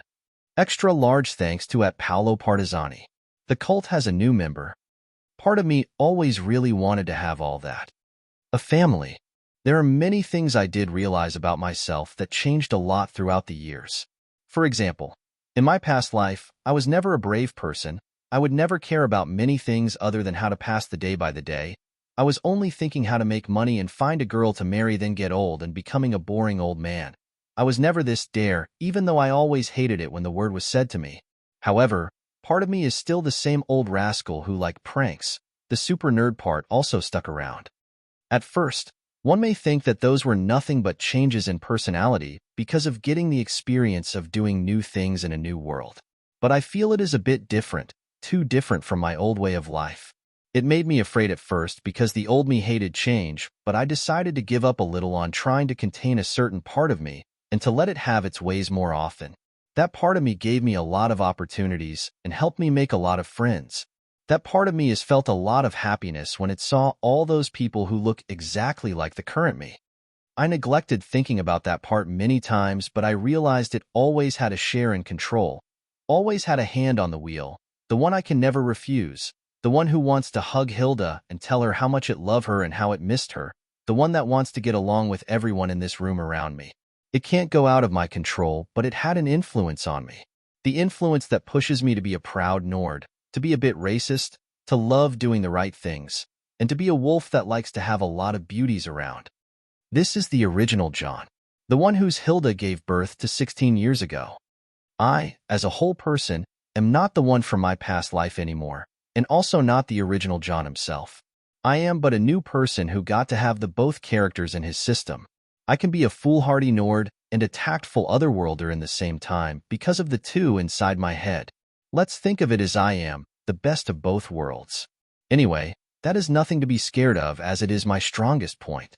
I managed to make a lot of things only thanks to the mentality I inherited from both of the otherworlder lawyer and Jonhild Firemane. But still, I need to see to this situation around me. It looks I have kept silent in my head long enough, and that old man is looking at me like a predator that found its prey trying to scare me. Hee hee. As if I care, though. Back to the present. Jonhild, put down your hood when you walk into the town. Your red hair is what you should show off the most. The town has some houses that serve our clan, so make sure to get along with them. The people inside the fort are your family, your brothers and sisters. They won't resist the idea of testing your mettle, but you can always beat them up. Also, when you meet with your grandpa, don't let him intimidate you. You can try to beat him too, but I doubt you can. Hilda started reading the Firemane manual book on me. I was listening and nodding, feeling not bothered at all of being instructed like that. I truly just wanted to listen to these words forever. Every fiber of my being would just obey them. Still, I am more interested in the things I shouldn't do among the Firemanes. You know, that part which is always written in the last page, which everyone neglects reading and always gets into trouble. I was a bit bothered by that. Haha, I guess you're right. Listen, your case is special for more than one reason that I will explain later, so the clan will treat you with care no matter what you do. The most important thing is not to harm your fellow clansmen or the townsfolk and never cause harm any member of the beast tribes that live in the glade with us. I get it, but beast tribes? There are 6 of them. 7 if you count the ancestor moth glade. Holy shit. You have an ancestor moth glade. I freaked out. This is seriously unexpected, but still possible. The ancestor moth bears a close resemblance to the Atlas moth, the largest moth in the silk moth family. These insects has a cult dedicated to them, and it is known as the ancestor moth cult. They raise the moth and use their silk. Also due to a certain characteristic in the ancestor moth, being around them helps with reading the Elder Scrolls. They were here before our clan finds this place. The original natives of the area, if you want to call them that way. You know that there are several ancestor moth glades throughout Skyrim, and it is not that unusual, right? I know, but I have never been to any. I said. Well, as I was saying, the rules are simple. Don't harm anyone from the clan. Don't cause trouble in the outside world for our clan. And don't look down on people just because you belong to the clan. I am fine with the first as long as no one is bothering me. The second is a bit hard to control as I have a full influence over a hold now. The third is not a problem. I will even not reveal my identity to not be targeted by the clan enemies. Well, regarding the first rule and between you and me, you can beat oblivion out of anyone you want. Just don't get them bedridden. As long as they can walk after it. What if I got bullied or got some unfavorable treatment? You know I won't be staying, right? No one dares, Hilda said in a cold tone. Kinda scared me there. I'll take your words for it, I said. The town looked nice but was dormant and quiet. We actually are arriving late at night, which is pretty convenient to me. I don't want to interact with a lot of people. The building style reassembled that of Whiterun Hold, which have triangular roofs with dragon heads on top of it. It was nice. In the end of the glade, there appeared a large stone wall with some people holding torches on top of it. Hilda signaled to them, and the gate of the fort opened. We walked past in. I thought this was the end of the glade, but it seemed there is more. As we rode in, I noticed that we are at a place like a training yard. There were many guards around and all they were doing was staring at us. Hilda urged me to ride forward, and we arrived at another gate that opened once we arrived. I could see a keep after that gate. I rode forward to it, and its gate opened. Oh, the third lady has arrived, someone announced. The keep inside appeared to have a stable, which made me know that this is where the ride ends, so I jumped down from the flame Atronach horse, and everyone followed my pace. Auntie, 2 children with red hair, came from the stables running at Hilda. Heh, you 2 aren't sleeping yet? Hilda received them and carried them both up. They seem to be a boy and a girl. Twins. We heard that you will be having a child. We came to play with him. The boy said. I said it will be a girl. I will play with her. The girl said. Hilda was speechless. Alina and the rest were laughing inwardly. Sigh. Kids. They can be merciless. And how did you 2 find out? Hilda seemed to have spotted another problem. If I remember, my arrival to the clan was something that was supposed to have been handled quietly. We heard half their talking about it with Vladimir, the girl said. They also said that Alina will be coming. The boy said. Sigh. They don't just shut up, do they? Hilda looked tired. She then put down the kids and looked at me. Jonhild, this is Eirik and Signy, son and daughter to your Uncle Hermod. I looked at the 2 brats who seemed to be cute at the first glance, but felt a bit too naughty.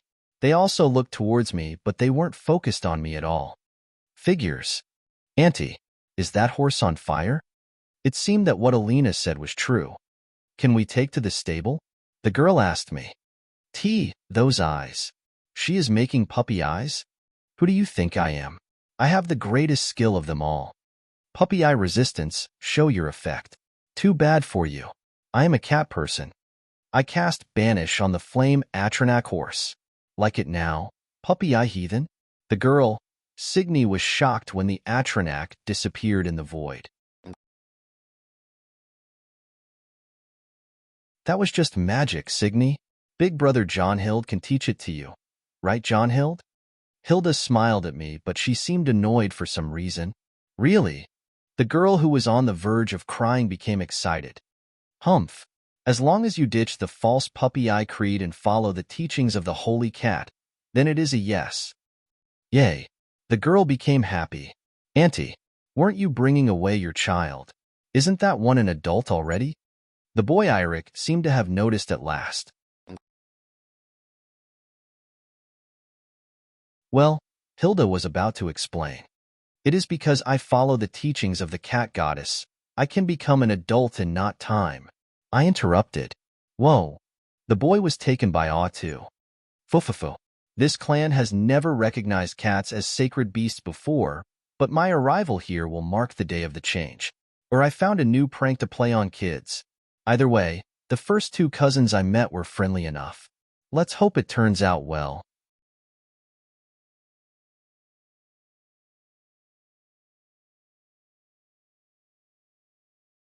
Chapter 123, Firemane 2, Grandpa Tormund. As we walked in the fort, it wasn't too long since we arrived at a hall. Let's just say, those people who hated redheads from my past life will kill themselves if they saw that scene. Every single head has a degree of red on it. I couldn't help but grin from what I saw. Still, the pressure from being looked at by all these people caused me some shivers. I intercast, scan, and the number of people in here was almost around 60-something. So these are the Firemanes. In my mental image, the hall had nothing but chairs and tables. It has no high area for elders to sit on or all that. Just the entrance here, and another there with a big fire pit in the middle that had 3 cows being roasted on it. The hall itself looked gorgeous. It was like 60 by 30 meters big. There was a table on the other side of the hall that had few strong auras there. Jonhild. Hilda called as she wanted me to follow her. I followed Hilda, and Alina took the rest and joined the group of people on the side. We walked across the hall, and all the Firemanes around were silently looking at me. I put on some serious expressions and didn't get intimidated by the air around the hall. Still, I felt happy for some reason. We arrived at the table, and the people on it stood up, except 2. A man whose hair is red and eyes are blue with a ridiculous beard done in braids, and a woman whose hair is jet black and eyes are light gray. They both looked as if they are in the people who stood up. By the way, among the ones who stood up, there were Scotty, Jord, and the owl guy who I don't remember his name. There was also a very unexpected person, Tor. He doesn't look that much of a redhead. Why is he here? Pa. Ma. Hilda sounded a little bit awkward in her speech. So the ones who were sitting down are my grandparents. Pretty friendly. My grandma, who I don't her name yet, raised her brows and spoke. Well, there you are, stranger. Where have you been to since last month? Her voice carried a hint of, you are so screwed. Ma, I was hunting. I took the Ilva and the ship. For some reason, I have seen this conversation before when girls go out and return home late. Hunting? Huh? A giant sea serpent or an emperor mudcrab this time? A shark queen, Hilda said while not making an eye contact. I see. The grandpa spoke. By any chance, did you use a keg of fire honey wine as a bait? Fire honey wine? Wasn't that the wine Hilda and Nuri? Oh, I see. Hilda had the expressions of someone facing a crisis. The two were gazing coldly at her to the point I could feel their gaze. I had to take a step away from her. Hilda felt it and looked at me as if she felt like being betrayed. Father, this is Joe. She pointed at me and tried to change the subject, but her words were cut in. I know who he is. We still aren't done with you, the man said. For some reason, all the attention switched from me to Hilda completely. Hilda, who was getting smaller and smaller, seemed like she got enough of it and looked at the man with a sneer. You know what? It was delicious. I drank the whole keg with my friend in 2 days. John got some too. Hilda seemed to have come to a realization that the only way out of this is forward. You drank the whole keg. The man's face turned pale. Till the very last drop. Hilda was taking a stance as she was speaking. The man stood up, and he was looking at Hilda as if he lost a son to her. I will squeeze it out of your bones if I have to. He was about to jump over the table, but he got pulled back to his seat by the woman next to him. He kept looking at Hilda and said, "Later." Silence took over, but the woman cut it. "Hilda." She winked to Hilda. "Sigh. This is Jonhild, son of Jonrad, son of Firemane. Jonhild, these your grandpa and grandma, Tormund and Jenna Firemane." Tormund and Jenna. From what I see, grandpa is a Firemane, but grandma is a Moonblade. They all looked at me and smiled gently. "This is Njord. You met him before. He is your oldest uncle. This Bragi my second brother. Balder the third. Forseti, Heimdall, Skadi my twin. Tyr, Hermod, and the youngest is Vali. Recognize these set of names?" They all nodded with a smile. Still, that is a lot to take in. I've met Njord and Skadi before. Forseti is the guy I met in Dawnstar who had an owl on his shoulder, and he also gave me a hand in acquiring my first ship. I also met Tyr in Dawnstar, but he called himself Tor, and was with a man I called Old John and another who was called Glemmet. So he is a Firemane and an uncle to me at that. His hair is not red though, it is a bit brown. If you were wondering about Tyr, then he just didn't inherit the Fireborn blood, but he inherited the Moonborn blood with the Titanborn blood too. He is half a Firemane and half Moonblade. Hilda seemed to have read my mind. "Yeah, we met in Dawnstar and he taught me stuff about the aura," I said. "Hee.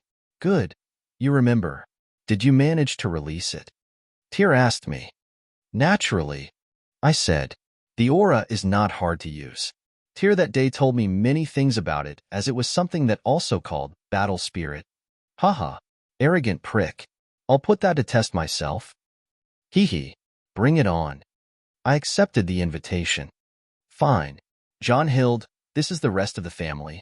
This is Zand, Gunmar, Phrygia, Senna, Zal, Veka, Vladimir, Ragnar, Lela, Kara, Hafthor, Jorna, Ingrid, Valka, Rita, Eirik, and Signy. Hilda introduced me to around 60 people in exactly a minute. She pointed at every person and said their names. One per second. "How much do you remember?" "All of them," I said, and the people around laughed at me. There is no way I can possibly remember all of their names. Or is it? Signy, Eirik, Rita, Valka, Ingrid, Jorna, Hafthor, Kara, Lela, Ragnar, Vladimir, Veka, Zal, Senna, Phrygia, Gunmar, and Zand. Yeah, I like the expressions they made. Don't make fun of me ever again or else. Well, he is Jonrad's son after all. Grandpa Tormund then laughed. Seems like my old man can do weird stuff too. I like him already. Truth be told, I ordered the system to make the names of the people I recognized appear over their heads, so when I see them I don't forget their names. It proved to be a useful technique against Hilda's prank here. Grandpa Tormund stood up and came in front of me. "Jonhild, I'll speak formally to you now," he said and cleared his voice. "For many years we always knew that there is a blood of ours got taken away by fate. We couldn't fight that fate, and we didn't want to from the beginning, as it was not something a man would endanger his family to fight. I, as the patriarch of the clan, am not apologizing for the decision I made, even if you, son of my daughter, resented me for it. But as your grandpa, I have many things I need to apologize for. Many regrets and many memories you should have had were all deprived of you by the coward decision I took 15 years ago. In the past, I would have never thought that a day would come and I make the decision that son of Jonrad and the grandson of Ve would be left in the world to fend for himself alone." Grandpa Tormund seemed to have had a lot in heart. When he stood and came to me, I noticed that all Firemanes around were standing around. He kept going about things from the past when he and his distant cousin and best friend, my other grandfather who was called Firemane, survived the Great Collapse in Winterhold and went as refugees to their friends in the Moonblade clan. Since then, they were taken into the Moonblade and got married to the daughters of the Patriarch, then were assisted to rebuild the clan once again in the Hidden Glade. It seems that Firemane has died early in battle alongside his wife, and they left their son Jonrad, who was to become the next Patriarch, but as Jonrad's birth sign was the serpent, he wouldn't be able to inherit the patriarchship, and the one who had to inherit it was Grandpa Tormund. It seems that those who are born under the serpent can't inherit the leading positions in the hidden clans and has no rule in management. All their political rights are to be passed to their children. It is not a sort of bullying. Those who are born under the serpent also can be considered exceptions, and the clan doesn't bother them with its rules. They are free from both ordering and being ordered. They are also considered the most special people in the clan, and they get a better treatment. I once read in a book called The Firmament, the serpent wanders about in the sky and has no season, though its motions are predictable to a degree. No characteristics are common to all who are born under the sign of the serpent. Those born under this sign are the most blessed and the most cursed. This is the reason why the hidden clans don't associate the ones born under the serpent in politics, as their fates are not ordinary and may cause the clan to get into a lot of trouble. Jonrad, my father, was to be the next patriarch, but he was born under the serpent. His child then was to inherit his right by the law.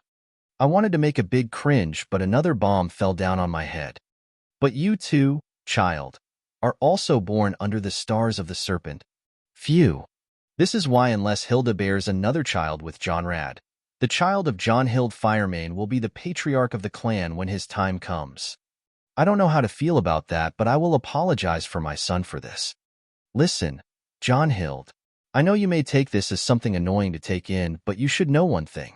Among the Firemanes, you are the one with the thickest blood. You are the grandchild of both me and VE, the last two of the Firemanes who survived the collapse. So it was my dearest wish to bring you here to your clan. I know you have something to say, maybe something you are angry about. Please, say it. To tell the truth, I wasn't expecting many things like me being born under the serpent and me having the thickest Firemane blood, or that the patriarch of the Firemanes would be this welcoming. If I have to say it, then sorry to disappoint you. I don't feel any resentment or need a lot of explaining. I already understand what you feel to a certain extent. I too would do anything to push a disaster away from the people I love. And then I am not worthy of that praise, even if my Firemane gene in my blood was made of pure crystals. But as I got your feeling, and allow me to address you as grandfather, as I got your feelings, I became aware of the place they came from and how much you would do to make this family safe. So on behalf of those who can't say it, thank you so for what you did to the clan. You took the right decision at the right time. And as for me, I totally see no harm in any of what happened. Without it, I would have never met the friends I have and the family I built. So thank you once again for the opportunity. And one last thing. I took a deep breath and looked around. I'll be in your care.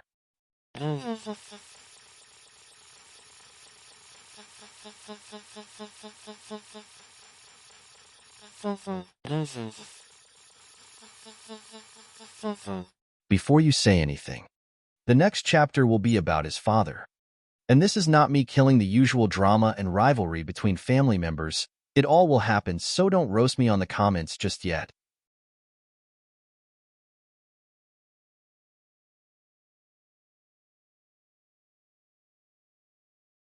Chapter 124, Firemane 3. To thank me for such a thing. The kid sure is merciless. Grandpa was speaking while grinning. Grandpa invited me and Nurina to the front table. They hammered us with questions about this and that while the food was being served.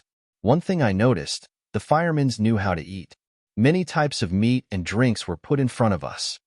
Archwizard Nurina Arin. It's an honor to receive you in our clan.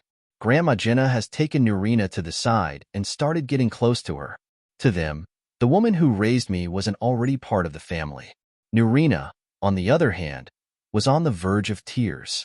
It seems that Grandma talked a lot and asked Nurina about everything there is to ask about me and Alina. Nurina, however, seemed to be very hungry to the point that she cast muffle on her stomach to not make it growl. Hilda, I whispered to Hilda, who was sitting right next to me. Someone is missing. I gave her a hint. She narrowed her eyes, thinking of what I meant, then looked around. In an instant, Hilda's face turned stiff. Father, where is Jonrad? she asked in a loud enough voice for Grandpa to hear. As expected from everyone around, they are all great fighters, so they heard Hilda clearly. Their reaction, however, was a bit off. All of them froze and put down the food. Grandpa himself was no exception. Nurina, who was about to eat, put down the food and gave me the "screw you" look. "He is in the fire garden," Grandma said and looked away. It seems even the mother doesn't want to make an eye contact with an angry Hilda. But what's with that fire shrine? Hilda's eyes became even sharper and became very angry. "Listen, Hilda, you know how he is. I tried to go after him, but he was already deep in the garden." Grandpa was talking softly to Hilda. He knew Jonhild is coming. He knew, and he went into that place anyway. Hilda was inwardly infuriated, but she only spoke it in a low tone. She seemed so frustrated over what happened. "I guess my old man is doing things at his own pace too." The uncles around also looked as frustrated as Hilda, but I didn't really think too much about it. If he doesn't want to see me, then that's his choice. "Hilda, whatever it is, it's okay," I said. Hilda looked at me, but she was still frustrated. "You know what? It's okay as you said," she said, and took a mead tankard, then drank it on one go. She seemed to be still angry, but at least she calmed down. The rest also calmed down and returned back to eating silently. Nurina took the chance and bit on her food. "It is a shame not to meet him. I thought he would be a cool person and we could get along if he is a great mage as rumored." The nearest uncle to me was Tyr. From what I know about Tyr, he is a former blade, which means he is good at spying. He is also very close to my father. I winked to him, and he looked at me. "What is the fire garden?" I moved my lips. "I'll show you the place later," he replied using the same method. Seems like it was an invitation. I didn't think too much about it and started eating. The food was too damn delicious. After the late meal, I got to talk to the rest of the Firemanes in the hall. My impression on them started getting better over the time. The most impressive thing is how open they were to magic. There is a saying that the hidden clans seem to have established their powers based on magic alongside my cousin. Someone slapped my back while greeting me. I looked at who it is, and it was someone very familiar that got very tall. "Jorna, fancy seeing you. You became taller than what I expected you would be." "Same goes for you. Hee. It has been a year. Now, let's find a place to set," she said. Looked around. "Wulfur and Alina are that way."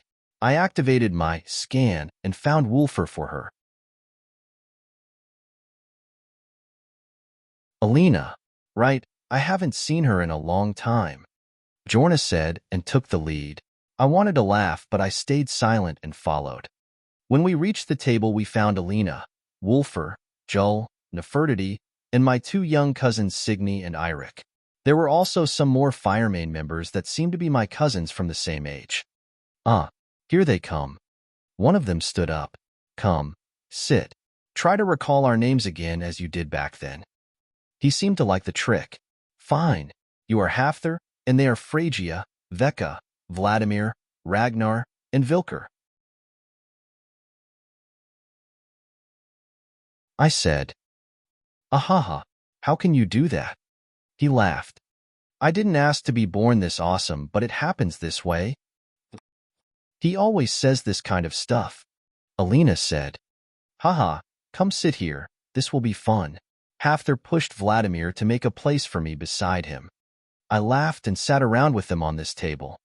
After the first round of mead, I started to get to know them better. They are all turning 16 this year, so we all will be at the ceremony together. The first and the most talkative one is Hafthor. He is also the most friendly and the largest one among us. Next is Phrygia, Jord's daughter, and a quiet, cool beauty. Veka and Vladimir are twins, girl and boy. They have negative personalities, as Veka likes to fool around while Vladimir is quiet and seems to be a strong mage. Ragnar has a thin presence and sharp eyes. He seemed to be very similar to Uncle Forsetti, so I realized he is his son. And finally, Vilker, who was a full-time foolhardy. A funny bunch that is very strange to find in one place unless they are a family like that. After laughing around about this and that, Hafthor started talking business. "So we were saying a week from now, we will go together on a ship. One of the elders shall accompany us, so we won't spend it all on merry time. That is for you, Vicar. Anyway, there is an island up in the north that has a lot of ice wraiths. We go there, we hunt 10 of them, and we return. If the wind was on our favor, then we will do it in 5 days, else it will take a week. We all nodded. What is the upper time limit? I asked. 2 weeks. Are you good on a ship? I own some back at Winterhold, sailed many times, so I will be of help, I said. Own some? Cousin. You are making me jealous. Haha. Oh, sorry about that. Anyway, as you can see, we are 5 boys and 5 girls. You boys know what does this mean, right? Everyone looked at him waiting for an answer. This a competition. We can't let the girls do better than us this time. Hafthor announced with a laugh. Vladimir had a tired face, and the rest went pale. Phrygia, Vecca, Bjorna, and even Alina snorted in disdain. You still want to settle the score. Let me tell you, not even Senior Jon can help you this time. Alina seemed to have a score against Hafthor. Don't think that you will have your way again. The numbers are equal this time. Yes, let them think like that, Alina. I am curious what kind of excuse will Hafthor use this time when he eats dirt. Again. Bjorna, who was normally quiet, got excited too. What is this all about? I asked. Senior, don't let him fool you. Every time he picks a fight he loses, and he comes with an excuse. He is a sore loser. Foo-foo. Seems interesting. How is the score so far? I asked a simple question. The girls laughed in a savage way, and the boys got smaller. The boys never won. It has been a long time, and we already stopped counting. Phrygia said. Sigh. It seems like I can't look down at even the girls. This is seriously scary. Still, I am more interested in the guardian beast ceremony, I said to divert the subject. Oh, that. They all looked serious. What is with it? I asked. Nah, nothing. It is just a little scary when you hear about that soul realm, Vladimir said. Does any accident happen? I asked. No, it is the safest part. But my older brother said it gets scary when you see what is inside your mind from a different view. Phrygia said, yeah. Kara told me that she had to fight an image of herself, then fall from the sky to catch a hawk. Hafthor himself looked terrified. Oh, is it some sort of FDVR? I have a bad experience with this stuff. The 6 firemans on the table with me started telling tales of the horrors one sees in his mind. It made me think twice before getting excited for such a thing. Seems like it's not all rainbows and unicorns around her. You know what time is it, kids? Everyone has gone to sleep already? A voice interrupted the conversation, and it seemed like that was Uncle Tyr. Everyone looked at him and started to complain, but he was the party crusher this time. After we all started going up, he came close to me and said he wants to show me something. I excused myself and followed him to the outside of the fort. You remember Glemmet and old Jon? He asked. I do. Good. I am taking you to the fire garden.